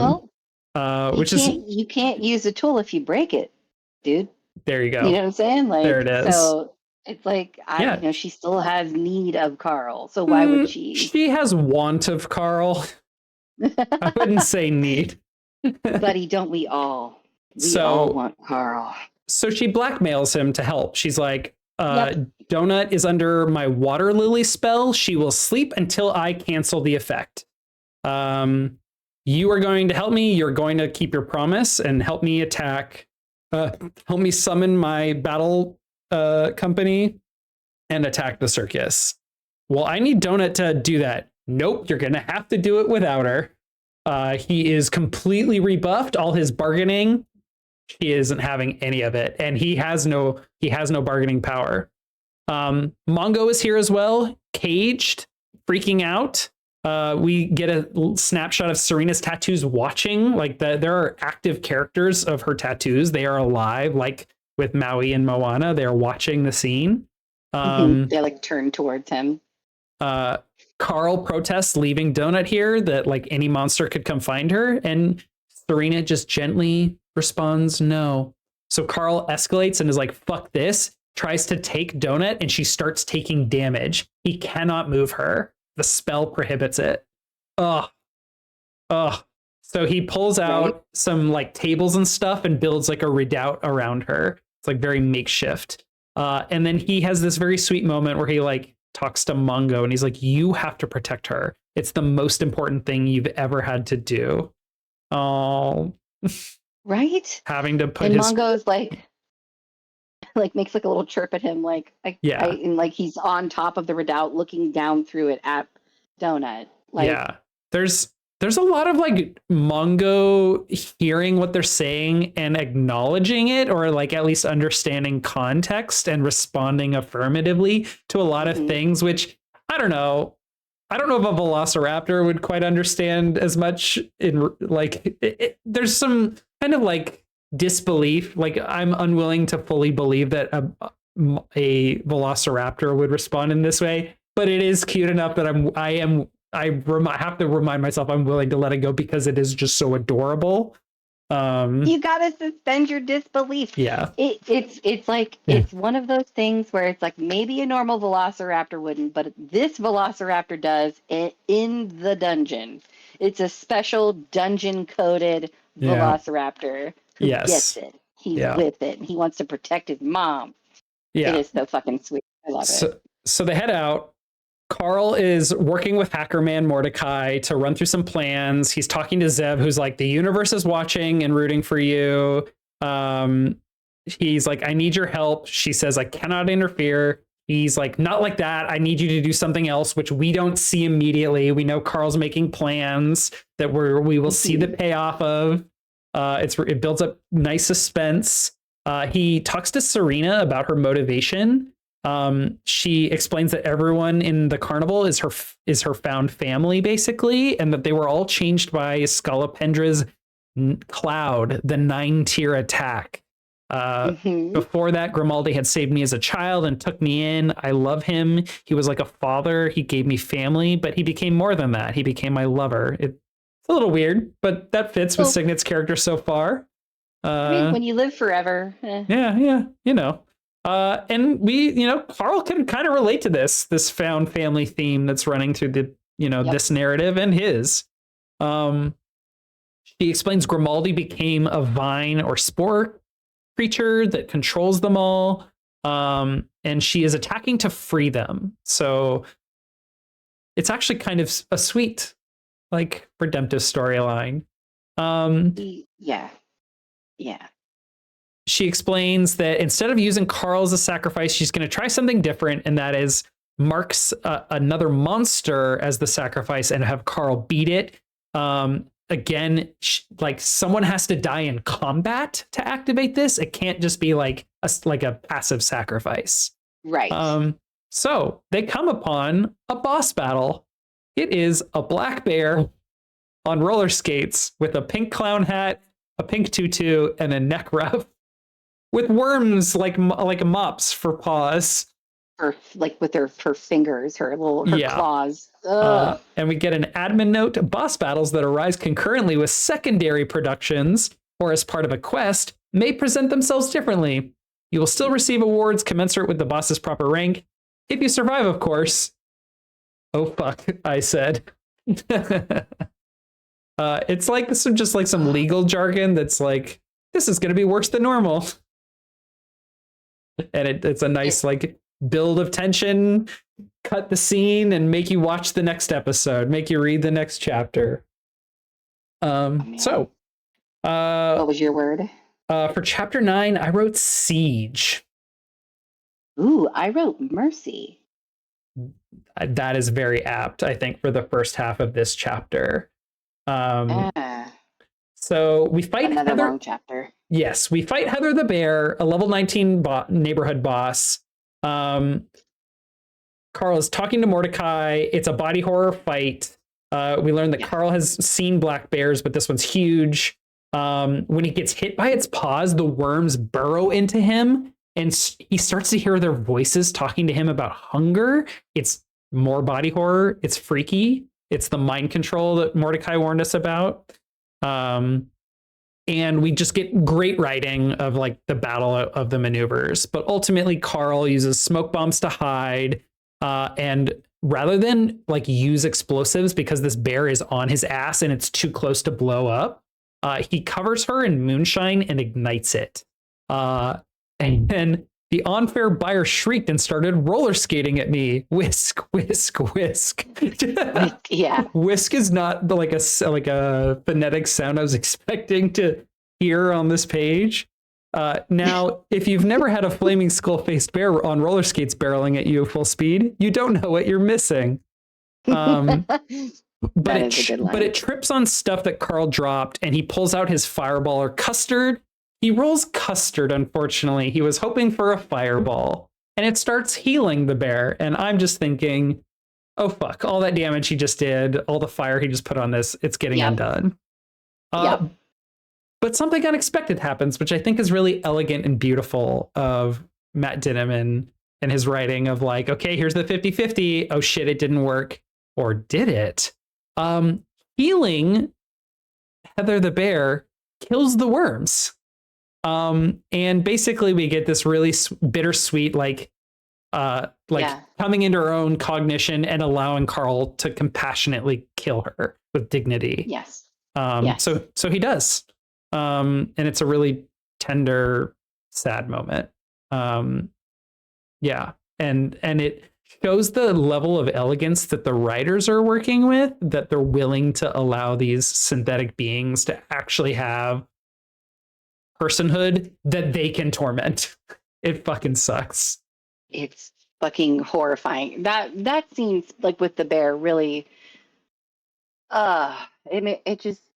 it made me. I mean, like, yes, on the one hand, it's fucking hilarious to imagine a bear on roller skates wearing a pink tutu, who is on fire and infected with parasitic worms, like trying to kill Carl, and you're just like, Jesus Christ, this is like the worst thing I've ever heard. And then it starts to heal itself, and then it's like, it's just she's herself again. It's really, and in that moment, the only thing she wants is to fucking die. Mm-hmm. Yeah, we get like the most caricature circus bear we can imagine in a video game that's just cartoonish boss bullshit, but then it is like this really human moment at the end of the fight. And it's elegant writing, the way that like such a short scene that is like very action based can navigate through that. It's great. Yeah. So, the bear dies. Her blood flows to Signet. The spell is Ink Marauder. Mordecai knows this spell. He reports that Donut's doing fine, but he doesn't really know specifics. He'll just be alerted if Donut falls below 20% health. Mordecai's like trying to figure out a cure for Water Lily. He learns that Vengeance of the Daughter is the name of the show that is Serena's storyline. Carl looks at his map and sees that they have hundreds of enemies ahead of them at the big top to fight.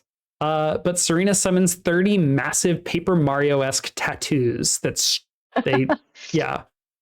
of them, a three-headed ogre, talks to Carl.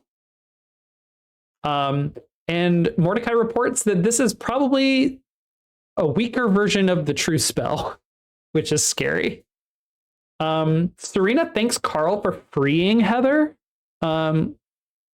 Which is her recognizing the humanity that Carl and dignity that Carl treated Heather with, and they begin attacking. It's like a scene from like Saving Private Ryan or a war movie. There's mortars dropping everywhere, stuff's being destroyed.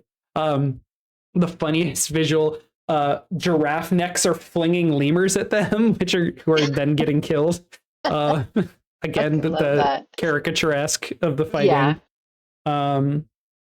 Carl asks her as they're fighting and approaching, "So you do this every night, lady?" And then she says, and this is also excellent, "This is what you do for family." And it's the mirroring is just it's so obvious, but it's just really good. It works. It's wonderful. It's perfect. Yeah. So Carl checks in with Zev. He apparently has asked her to touch base with the producers of the show Vengeance of the Daughter, but they won't respond. And then apparently she has run something by the Syndicate AI referee, and something will be allowed. We don't know what that is, but Carl is cooking it up an idea, and we're getting excited for what that is. The tattoos help dominate. They blow past the tents. They reach the big top. We learn. Here's the thing. They approach the Calliope with the eerie music, and Serena takes the time to just turn a dial to silence it. She doesn't like destroy it. Like, it's just that like reinforcement that this is her home and she cares about it. The way she treats the objects. I love that little detail. A lovely bit of detail. But she tells Carl that he will need to proceed into the tent to deal with it himself, because some ancient magic has banished her. She cannot enter. But here, take these big top tickets. They will let you into the public areas peacefully. You'll have to enter these 3 rings around the base of the 3 tent poles, though. Those are not safe. They will fight you if you enter them, but you need to destroy those tent poles. And Carl is thinking, this quest requires at least 3 crawlers. I'm fucked. Yeah. I'm alone. I'm gonna die. Absolutely. So the tension is building as we're reaching a climax here of this first half of the book. It's really good. So chapter 10. What was your word? I wrote it's the way I wrote it. I wrote boss room?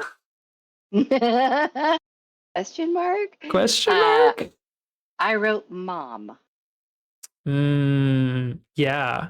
So I think He's having a yours, lot of feels. yes, your words always tend to like really capture the first half of these chapters, I'm noticing. Yeah. Yeah. Carl wanders into the tent. He sees how old everything is. Signet promises to let Donut go if Carl dies. And Carl moves in past a bunch of creepy, like body horror clowns who hiss at him, but otherwise leave him alone because he's waving the ticket in their face that gives him safe passage. And Brandishing Carl, it like a shield. yeah, and Carl starts having flashbacks. Do you want to talk about that?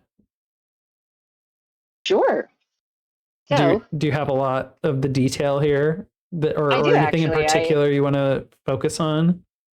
So he's having this memory. As he walks in, it's the smell of the carnival, Mm-hmm. which is of fried things and sugar and cheap plastic toys, he says. And Yeah. it conjures this memory of him, maybe like one of his only happy memories that he has with his mother. And it was during a period in his life when his mother got away from his father and Mm, moved them down to Texas to stay with her parents. And they went to this shitty, low budget kind of a carnival, which like anyone who's ever grown up in a shitty poor town, like you've seen these carnivals that kind of roll through, and it's a very low budget affair, but it there's something really wonderful about them too when you're a little kid. Like it's magical because you're just dazzled by all the lights and the toys. And Carl hates clowns, but you know mm-hmm. he's remembering this time that he had there with his mother, and and all at once also he's fucking furious at the dungeon yet again for taking this one good memory that he had with his mother at this Yeah. shitty carnival in Southwest Texas and transforming it and transposing it over top of this new horrible like Yeah. circus, like situation that he's found himself in. And he's like, Yeah. fuck. It's like they've taken everything else from me and now they're taking this from me too. Mm-hmm.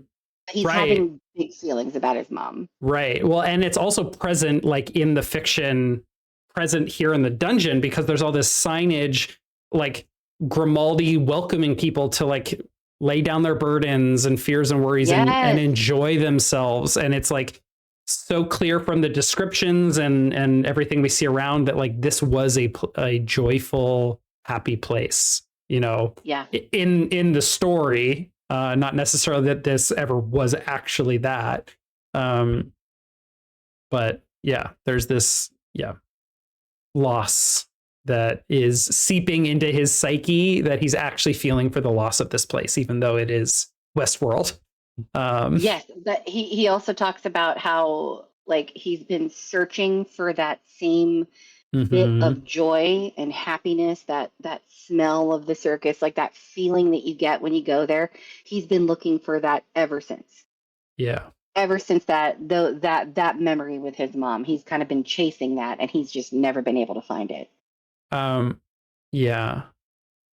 So he's having this visceral reaction, and there is a very strange line that I noted where he actually is cutting himself off of these thoughts, but he is directing it at the reader. He says, "But you don't want to hear about any of this shit, do you? It's not important. Not when we're weeks past the Earth's expiration." It's like he's directly addressing us, like, you don't want to hear about this, reader, do you? It's like almost fourth wall breaking. And he did. It is weird, but what I think it is meant to be, or how I'm internalizing it, is like it is Carl shutting down trauma processing because it is painful. Yes. I would agree with that. Yeah. Yeah. And we constantly are getting these little tiny snippets, and it is just being drip fed to us, and I love it. Because that's also how processing trauma works. Sometimes. So Carl then sees the city boss. He sees the vine, it is Grimaldi, as like basically a giant bush vine Massive, thing. And it is a level 85 city boss called a pestiferous vine. There is a phenomenal achievement description for coming across a city boss where it basically is like no one has survived a city boss in the dungeon so far, and for good reason. Reward, lots of people are probably going to watch you die. And Fair. We're just constantly being reminded by the AI of the dire situation, like how dire the situations are that they find themselves in. But then we also get a description of Grimaldi and how he is a dwarf that was turned into this vine by Scalapendra's cloud, and how he is using the power. Like he has like this like push and pull with the vine. He's using its powers of regeneration to keep his family alive and safe by regenerating them, even though they're transformed into these horrifying things.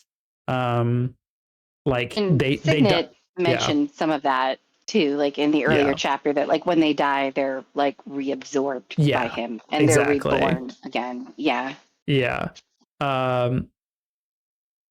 He no matter how many crawlers the clowns devour, he brings them back memories intact. No matter how many times they die, he brings them back memories intact. Well, mostly intact. Somewhere in there, Grimaldi may be aware that this may not be the most moral of choices, but that's what we do when it comes to family. We protect them at all costs. And besides, you know what they say, the show must go on. The AI is saying family. The AI is making it clear that this is a theme about family. Absolutely. I mean, and we also discovered that the name of like Signet's show was The Daughter's Revenge. So like, yeah. And then heavy-handed, but like we get it. And then the most anticlimactic city boss battle happens. Nothing happens. Absolutely nothing happens. Carl just stands there watching as these like disfigured, fucked up clown people are actually doing like caricaturized versions of their acts. An ogre named Apollon the Mighty offers him ice cream, but it's just the mind control worms. And he's like chatting with Mordecai, like, is this going to work? Is this going to work? And Mordecai's like, the plan will work. And we don't know what the plan is, but it's exciting. But we have the flashback to Mordecai lecturing them on like how plant monsters work. And he's like, this one in particular, the one I think it is, this pestiferous vine, if you poison your blood, like if you get the poison condition and feed it blood, which it loves blood, it will kill it. Poisoned blood will kill it, but you just need it not to realize what's happening. And it takes a long time. Yeah. So Carl sits on the bleachers, takes off his cloak, the night gaunt cloak that prevents him from being poisoned. So he's removing some protection.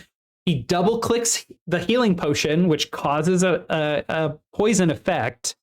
He cuts himself and feeds the vine. And then he heals himself and cures himself of the poison. And just that's the end of the chapter. And it's like, what is going to happen here? Is he just going to kill the vine? It doesn't seem like it's that simple. Otherwise, why is he making such a big deal out of this? Right. Is it that he's just afraid that the vine's going to figure out what he's doing or the writers will and fuck him over? And that's what chapter 11 is kind of gets into. I wrote for chapter 11, bargain. Ooh, I was much more obvious. I just wrote worms because that's all I can think of. Yeah, it's so gross. Chapter picks up. Nothing is happening whatsoever. Zev is reporting like that the internet is going wild, wondering what's going on, and that a few people understand what's going on. It's amazing. Both dramas playing out at the same time. And Carl's like, why are you being distracted by some other drama? Like, focus up, Zev. And then he starts to he tells Zev, like, I want you to get in touch with the writers. Tell them that I poisoned Grimaldi. I know what they want. And he basically is articulating, like, I can see exactly what they have planned out for how this story is going to end up. And it's going to get me killed. But I'm going to blackmail them. And he tells them what he's going to do to fuck over their plan, and what he wants. I wrote, what if Truman blackmailed the producers of The Truman Show in addition to pushing the envelope? That's a perfect description. Yeah. He basically says, I'm going to heal Grimaldi and walk away. And your viewers are going to be pissed off that nothing happened.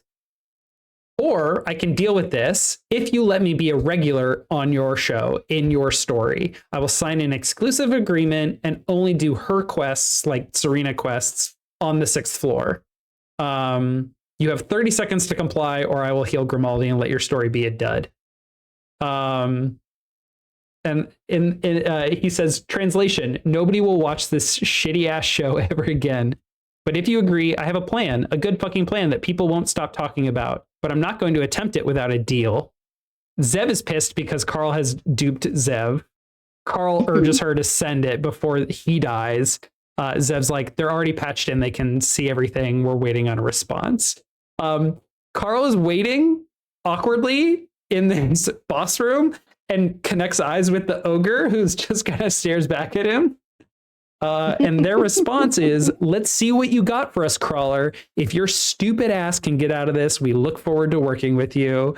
And it's so great because they clearly don't like Carl and Carl doesn't like them, but it's like there's they want those numbers. Yeah, it's like we're not going to pretend like we're all friends and we're going to have like a positive work relationship, like a professional relationship here between the talent and the writers.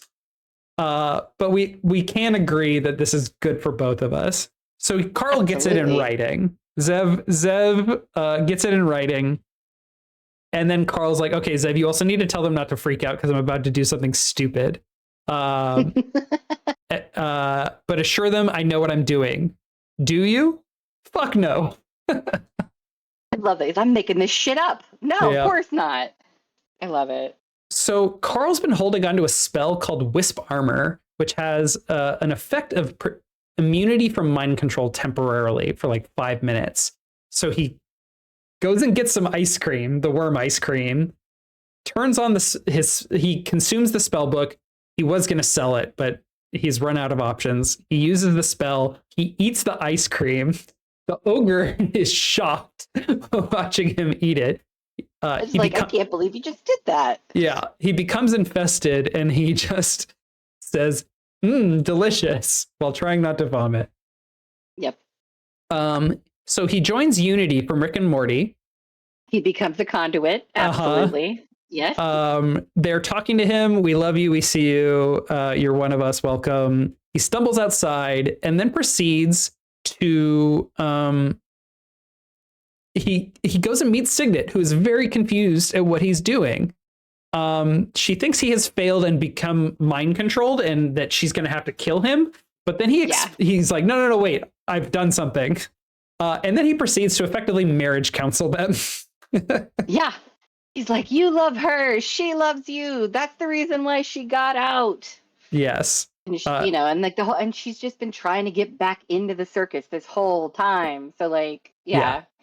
He's their marriage coach. Oh my God. He's like, right. You, like, what are your feelings? What do you want? You, what are your feelings? What do you want? You both love your found family and you both think you're helping them, but you both also think the other is hurting them. Figure it out. But this is the clever thing. He tells Grimaldi, who is like mind controlling him, like, look into my memories at when I killed the bear. See that she cares. You think that she's betrayed your family, but she's attacking because she cares. She wants you all to be free of this. And besides, she has business in the hunting grounds, the 6th floor. But she's ignoring that to be here. It's really sweet. It's a beautiful revelation, a beautiful attempt to resolve this conflict in an absolutely disgusting and horrifying way. Yes. It is a bit undercut by the fact that it is literally a Westworld storyline. Yeah. But that's the point. That's the point. We as the reader are not meant to be bought into the storyline. We're meant to see it as a simulation of a storyline. Yeah. So Grimaldi unbanishes Serena. She assures Carl that Donut will awake at dawn. She says, "Thank you, Carl. I do not know if we will cross paths again," which is so ironic. He's and literally then he slams that healing potion. He's contractually obligated to see her again. He's going to see no one but her. Yeah, absolutely. Slams the healing potion, barfs up the worms that were like regurgitating themselves out of his mouth to talk through his mouth. I'm sorry.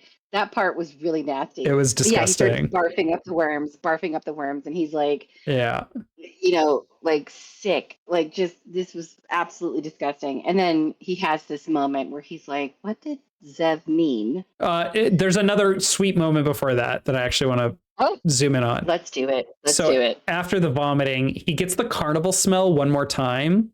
And relives the loss again, but remembers something new, and that is taking home a sapling, planting it in his grandparents' backyard, and watching it grow over the years, or at least looking it up on Google Maps. And he remembers that the tree that he planted. Yeah. And he remembers something his mom said, and I think this is important, even though it's not apparently obvious right now why it's important. All it takes is a little seed, my mom had said that day as we planted the trees, just little seeds here and there, and soon enough, you have a forest.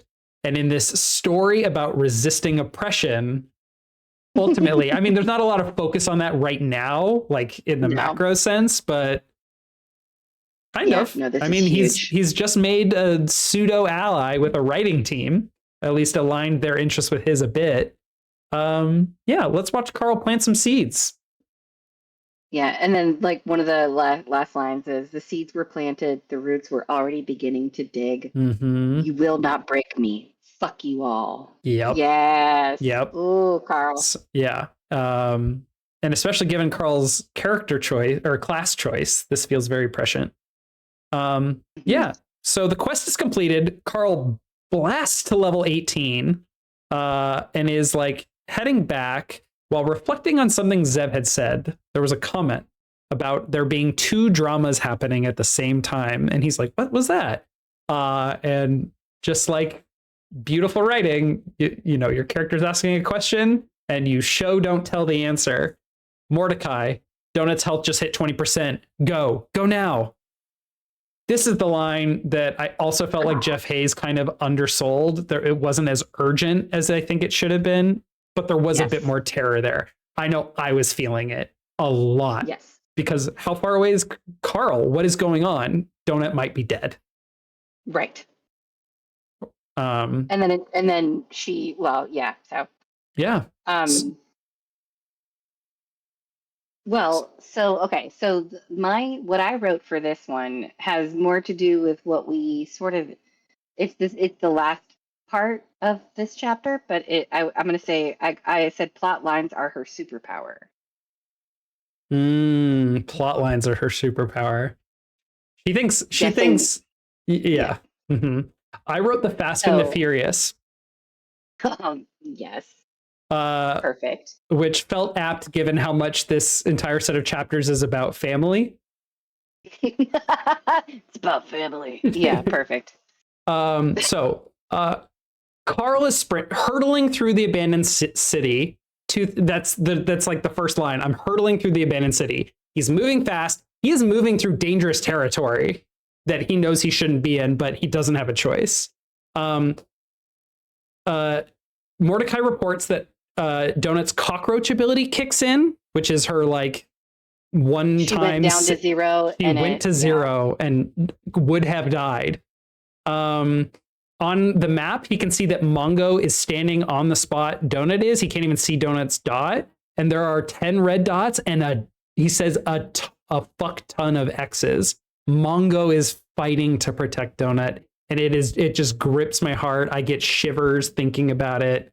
We run into the new janitor mob. It is a tumbleweed spiky monster called a street urchin, which is actually very funny. There's a description about how the nobility had them as pets, had street urchins as pets. It's super fucked up. I'm not going to get into it. I keep one chained in my basement. Yeah. Mongo has grown. Carl is stunned by the scene that he sees. Mongo has like doubled in size again, is in the red with his health. The redoubt is gone. Donut and Mongo are riddled with spikes. Mongo is viciously self-sacrificing to protect his mama. And the description of the street urchins reveals that they are attacking Donut because of something Carl did. He left behind the wood and metal materials to make the redoubt. They are janitors, but these are programmed to get materials, not just corpses. Mm-hmm. Carl is responsible for this. Yeah. It's horror. I mean, it's horror. But there's no way for them to have been sure that if he hadn't done this, that she would have been okay, because she's basically just exposed, like out in the middle of nowhere. Like, it's true. And there's still mobs everywhere. So like, yes, technically they're doing this because of what Carl did and the things that Carl left behind to protect her. But like, it backfired, which it's a disgusting, horrifying irony. Yeah. But Carl is able to use a scroll to heal her, so she is out of the woods. But Mongo isn't. He has no way of healing Mongo. He does manage to make quick work of the remaining urchins, and he grabs all the trash in the room. They become immediately disinterested and leave them alone. He even grabs the needles that are on the ground, because like, what if Mongo steps on one? Mongo is whimpering. The threat is gone. But like, he's still riddled and punctured. Carl won't even pull the needles out for fear of causing more damage. Mordecai walks Carl through the process of like brewing, like taking a healing potion, throwing in cinnamon, adding different components, and doing certain actions to create a potion that he can feed Mongo, and it saves Mongo. Mongo, there's this other elegant detail. Mongo screams so hard it hurts Carl's ears in like this moment of catharsis, and then like goes back to celebrating and dancing around and being excited. Mongo hits level 10, and they curl up together and settle in to sleep until Donut wakes up. Carl says, "All I had left in this world right here, this is my family." And I wrote, is Serena so horrible for wanting to sacrifice strangers to protect her family? Serena is a bit of a mirror for Carl. Little bit. I wrote another note here that I think you'll think is funny. Knowing that Seth MacFarlane's production company is making the live action version of this show. I wrote, and this is my appeal to you, internet, if anyone knows Seth MacFarlane. Seth MacFarlane, please cast Vin Diesel as Grimaldi the dwarf. It will be perfect. I promise you. It would be perfect. It's about family. It's about family. Vin Diesel, are you here in this room with us? My God, that was spot on. Yeah, that would be so good. Oh my God. I hope he does. Yeah. And Vin Diesel's kind of a nerd, so he might actually do it. He might have read these books. I hope he does. Oh, they're so good. So there's a funny little detail. Something rumbles out in the world. I don't know if that's ever explained, but Donut wakes up. She's confused because she's been asleep. The quest is completed. She has leveled up, as is Carl, and Mongo is much larger. She says she had a dream that Ferdinand came to her, but as a porcupine. It was horrible. Ferdinand. The carnival is gone. The corpses are gone, meaning they can't loot them. Carl is sad. A staircase has appeared. The only loot they have is that they now have a production company that they are aligned with. And then Donut's like, until they write a new plot line to get us killed for views. Boom. Yeah. That was the part. So that was why I was like, so in this moment, like the couple things. So like Carl's like, okay, so yeah, I saved us. We're good. We're, until floor 6 or whatever. And he's explaining like the whole situation to her. And she's like, yeah, until they figure out that like, it'll get them even more views to kill us. Like, we are guest stars, Carl. Mm-hmm. It is way too dangerous for a show to have a guest star that is more popular than the main character. And like she makes a specific cultural reference. Yeah, she talks about how they got rid of Barb in Stranger Things, like immediately. And he's like, that does make sense, except for Barb. And then he's like, yeah, you're better at this television stuff than I am. And she goes, guessing the plot lines of television shows is my superpower, Carl. I have that quote highlighted here. I was going to read it, but you got to it first. Perfect. No. I'm glad you are excited about the same exact things I am. And it's like, because she, she's demonstrating that, like, even though it seems like the things that she's doing are like impulsive, and they are impulsive in a lot of ways, but like she's also a lot smarter than he is. And she always has a reason for it, and her plans are usually very good. Yeah. So yeah, he's just remarking on how she's growing. She's maturing. She might be, like, her intelligence is really high. She might be far more intelligent than she lets on. Exactly. Is she constantly suppressing her true cleverness as like an act? He also notices that for the first time, her message is not in all caps. Yeah. And then he starts to have this like flashback thinking about Donut's nature versus nurture, really, like the way that Donut wears a mask. He has a flashback to B's mom telling B basically that B needs to wear a mask to attract good men who make a lot of money. Make them think you're dumber than you are. That's the only way to catch a good man.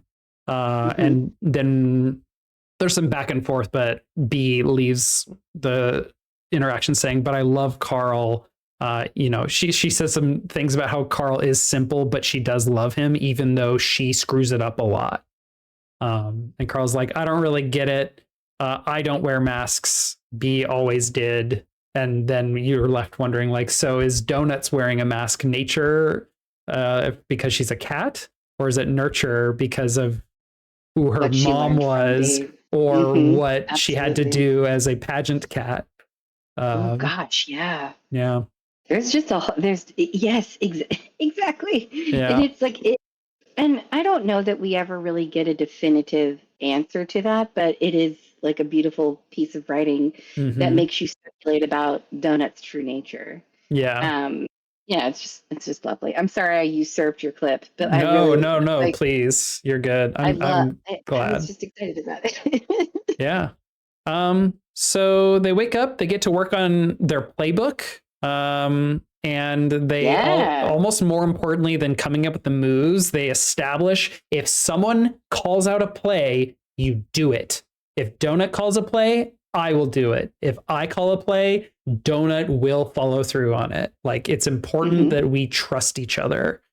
And work as a team. Exactly. Yeah. Because, if they're partners, then it can't always be Carl calling the shots and Donut doing whatever. He's trying to show her, I trust you. Yeah. I trust you. And whatever your call is in this moment, we're going to do it. And this, again, it like goes back to this, like, he's like ruminating on how she's developing and how she's like becoming this really clever person, and like wondering what she's going to be like when she's are you ever really done? But like, he's like, I wonder who she's going to become, So it's just lovely. It is. Oh.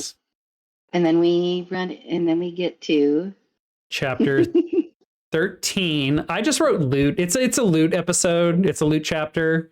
There's a little bit of interesting stuff in here. Carl is exhausted though, because he didn't sorry, what was your word? I went right past that. I put what's the club? Oh, what did I write it? Oh, Desperado. There it is. The Desperado Club. Yeah. So yeah, they unlock some loot, and there are some connections with their loot to the Desperado Club, which is something that they have been talking about with Mordecai since they have the tattoos, and Donut has made several comments throughout these chapters about going clubbing. Going clubbing with Do you want to go Mongo. dancing with Mummy? Yeah. What kind of a club wouldn't allow you to go clubbing with your child? Unseemly. Carl's exhausted. He didn't sleep all night while protecting Donut. Mongo is getting used to his size, but continues to change. They make it to a medium settlement. Mordecai is very glad. Quote, I was getting sick of that small town. They only had 3 bars and I'd been kicked out of 2. Yeah, that tracks. Mordecai is a rapscallion. And the medium settlement is a skyfowl settlement as well. Yes. It is. So we're excited. I think it's exciting to see how do the skyfowl work, and how is that going to be with Mordecai? Does he care? It'll be interesting to at least see a new race of NPC and crawler. Mordecai also points out. Oh, I'm sorry. Go ahead.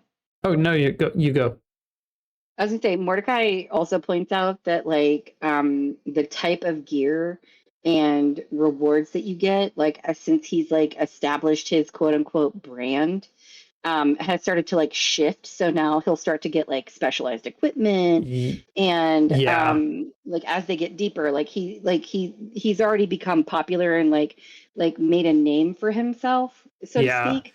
So his gear from this point forward will start to be tailored to him. And that comes up with a very specific item they get.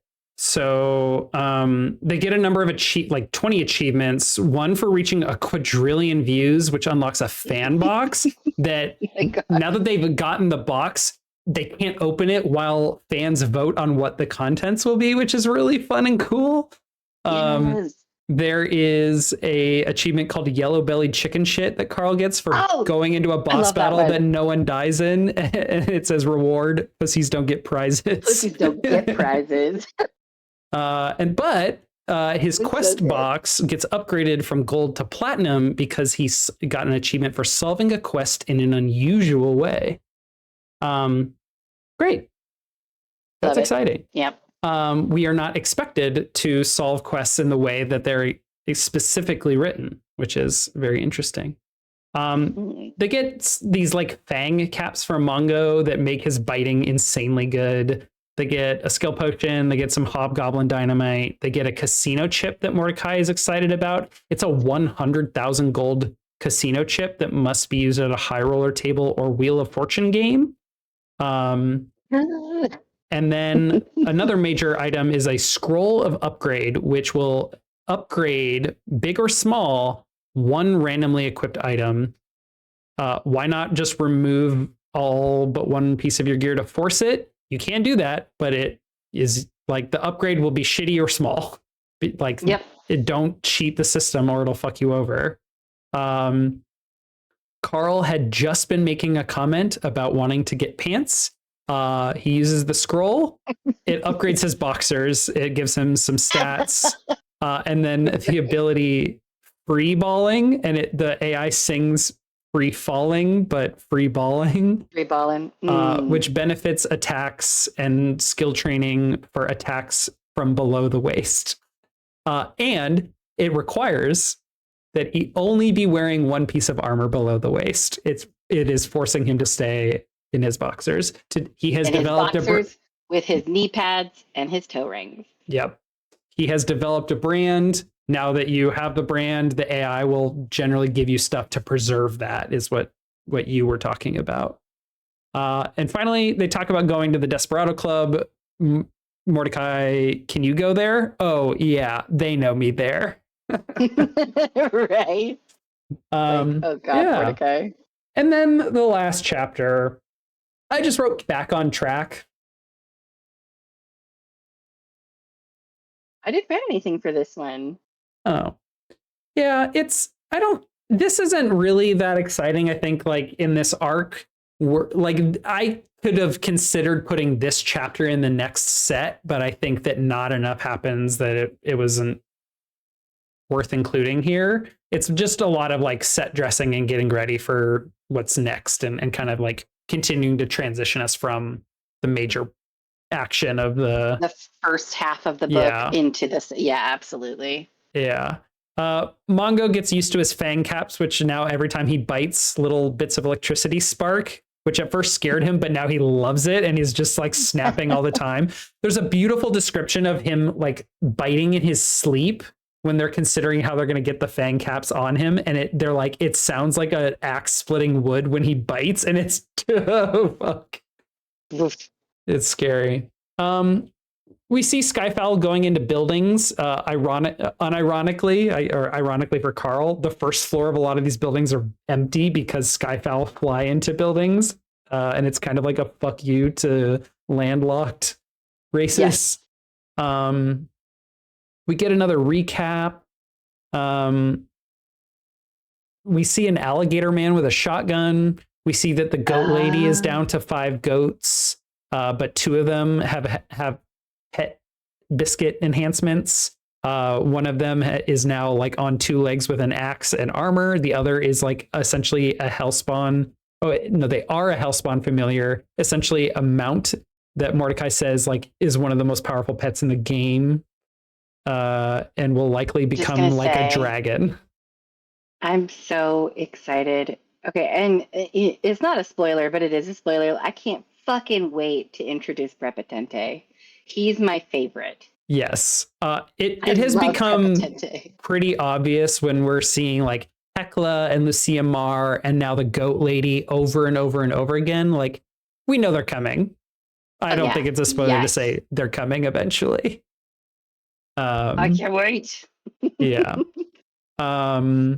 They run into a crying NPC orc woman who's asking for help. Mordecai says, no, fuck off, like faster, as fast as he possibly can. He says it's probably a garbage quest, and they pay her no heed. Although Carl feels bad and later goes back to ask her about it, but she's gone. Both Mordecai and Donut knew he would do this and ask him about it the next time they see him. He's such a soft touch. He can't. It is. Yeah, he just. Yeah. And we get some important advice from Mordecai here. He's like, you can't save them all, and the people running this dungeon know that you are like this. They're going to try and bait you. If you want to help, get stronger, survive. Yeah, a new mantra. We get some like how shopping works. He advises Donut do all the buying and selling because of her charisma. We learned that like small settlements basically have 7-Elevens. There's some stuff about like haggling and how the NPCs set descriptions of items rather than the AI, and they can't lie, but they might exaggerate. The shopkeeper's like, how dare you? Skyfowl would never cheat a customer. And Mordecai, being a former Skyfowl, is like, they will always cheat those without wings. Yeah. Yeah, 100%. He's like, liar. But like, like, so you like, there's a like when they're looking at like food items and they're like the one that like it says coconut, 21 gold. This is food. I think humans do something with it. It's so funny. Really. It's so funny that the NPC's like, I don't know what humans do. I don't know what this is. Yeah. Who the hell knows what the fuck a coconut is? Yeah, exactly. Donut is really in her element. She says, B didn't call me Princess Moneybags for nothing. And Carl corrects her. She called you Princess Money Pit. Oh my God. So you're like, but she is in her element, and like, and we get to see like, because like she's a character actor, like they give her an extra discount. Yes. And because of her charisma, she's insane at haggling. So basically she's getting things for like free. It's also like funny. Really good items. They don't buy a lot in here. They do buy a couple of very important things, but they mostly sell all their junk out of their inventory. Yes. It's funny because Donut treats the shopkeepers. They have to go to a bunch of different shops because the shopkeepers don't have unlimited funds, but she like treats them differently than the Babka protectors. She like treats them with a bit more respect. Because they're giving her money. Yeah. Well, yeah. I mean, they're businessmen. They end up buying like a ton of alchemical supplies and then a magical pet carrier, basically a Pokeball for Mongo. Yes. Mordecai says this will actually let Mongo rest. he's not resting because he feels he needs to protect you, which is really bittersweet. And then he says, plus there's no pets allowed in the clubs, so you need to put him away anyway. They grind for XP and skills. They kill a neighborhood boss that Donut, with like a new skill she has, like to get more information about enemies on the map, helps them like identify and find, even though it was hiding. They develop their playbook and have a play called Bomb Boy that they demonstrate, where clockwork mongos run at the boss with dynamite. I wrote suicide bomb. Yeah, Mongo hates when the clockwork triplicates disappear. I wrote Mongo is appalled. So good. Oh, I feel so bad. He screeches in dismay every time. Yeah, it's really funny.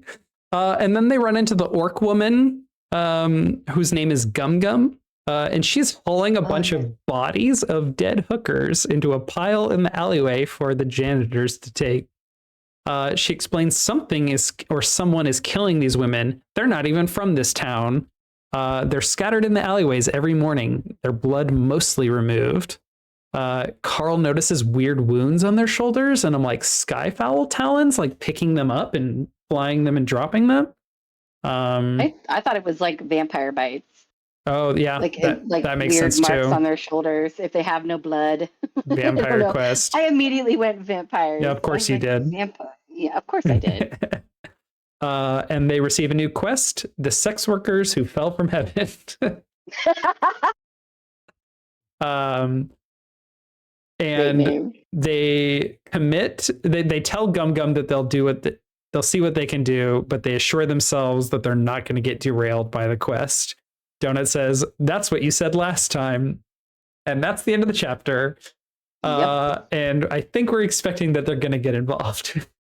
Obviously, because they were just about to get back on track. So why would they be allowed to do that? This felt like a natural stopping point because there's a bunch of business in the Desperado Club that happens next, and it's all very linked together. So yeah, this was a great set of chapters, very much about like found family as a theme, and it's really strong throughout the whole first half of the book, and it really locks us into the Mongo, who's relatively new, Donut and Carl, but they are a hyper committed, trust built party. And I think it was important that before there's any connecting with other crawlers, which is something that they have access to do here but aren't doing, I think it's really important to establish them this strong in the narrative, especially given how new Mongo is. Yeah, you can't bring someone else into a dynamic that hasn't been settled. Yeah.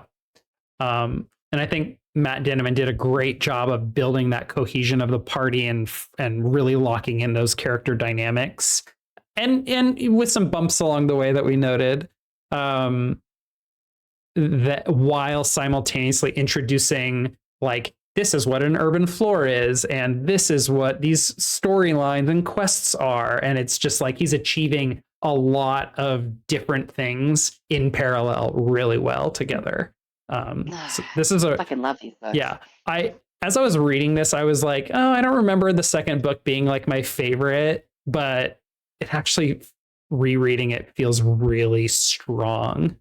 I feel like every book as I'm reading it is my favorite book, which feels like such a bullshit answer, but like the writing does sweep you up, and it's very good. Before you know it, you're 13, 14 chapters in, and you're just like, holy shit, this zipped by. And there is no point. I have never gotten to a point in these books where I'm like, whew, okay, glad I'm done with that chapter. I can put this down and go to bed now. That doesn't happen to me. I don't. Yeah. Yeah. So if I have to read responsibly and start reading like at a decent hour, or I'll be up forever. So. Yes. Yeah. I definitely have to pick and choose and like determine like, okay, I'm going to read these chapters this day and I'm going to read those chapters this, like I'm actually plotting it out. for the sake of We're this show reading and it organization. in halves. I'm very happy. But that we're within doing those this. halves, I am even subsecting those and plotting out my week of when I'm going to read them, so that Gotcha. I'm not overwhelming myself. Yeah, no, that's super smart. Yeah. I usually just do it all in one big freaking go. I'll be better about my writing my. I like doing this, like what like what you took away, like the word or the phrase or whatever that like encompassed the chapter for you, I like or this what stuck format. out most strongly. I like this format too. Yeah. I think we can get even tighter. I'm going to push myself next episode, next time we record, to further shave down.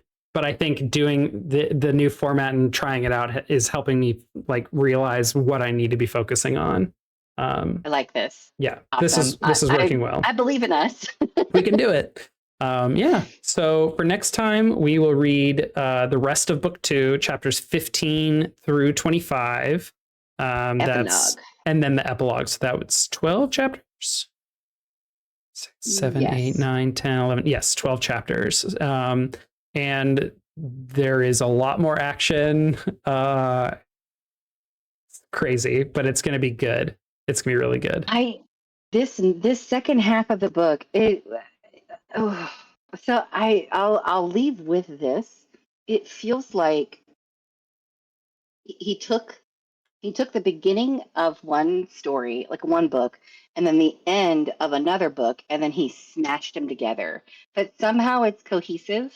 Yeah. And it feels crazy that like the way that this book ends is the way that it yeah. ends. Like, yeah. Anyway. I think I don't know. I imagine Matt Dinniman is a pantser, but I think he has a pretty good idea of his big picture, like points. And that's why I think some of these books feel like they're essential. Like we start to get into books later on that have like part 1, part 2, part 3, because this book has a part 1 and a part 2. And I think we've just about nailed it with how we divided it.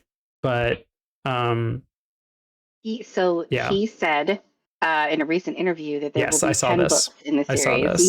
Yeah. But I'm not going to spoil the other thing he said. Did you catch the other thing he said?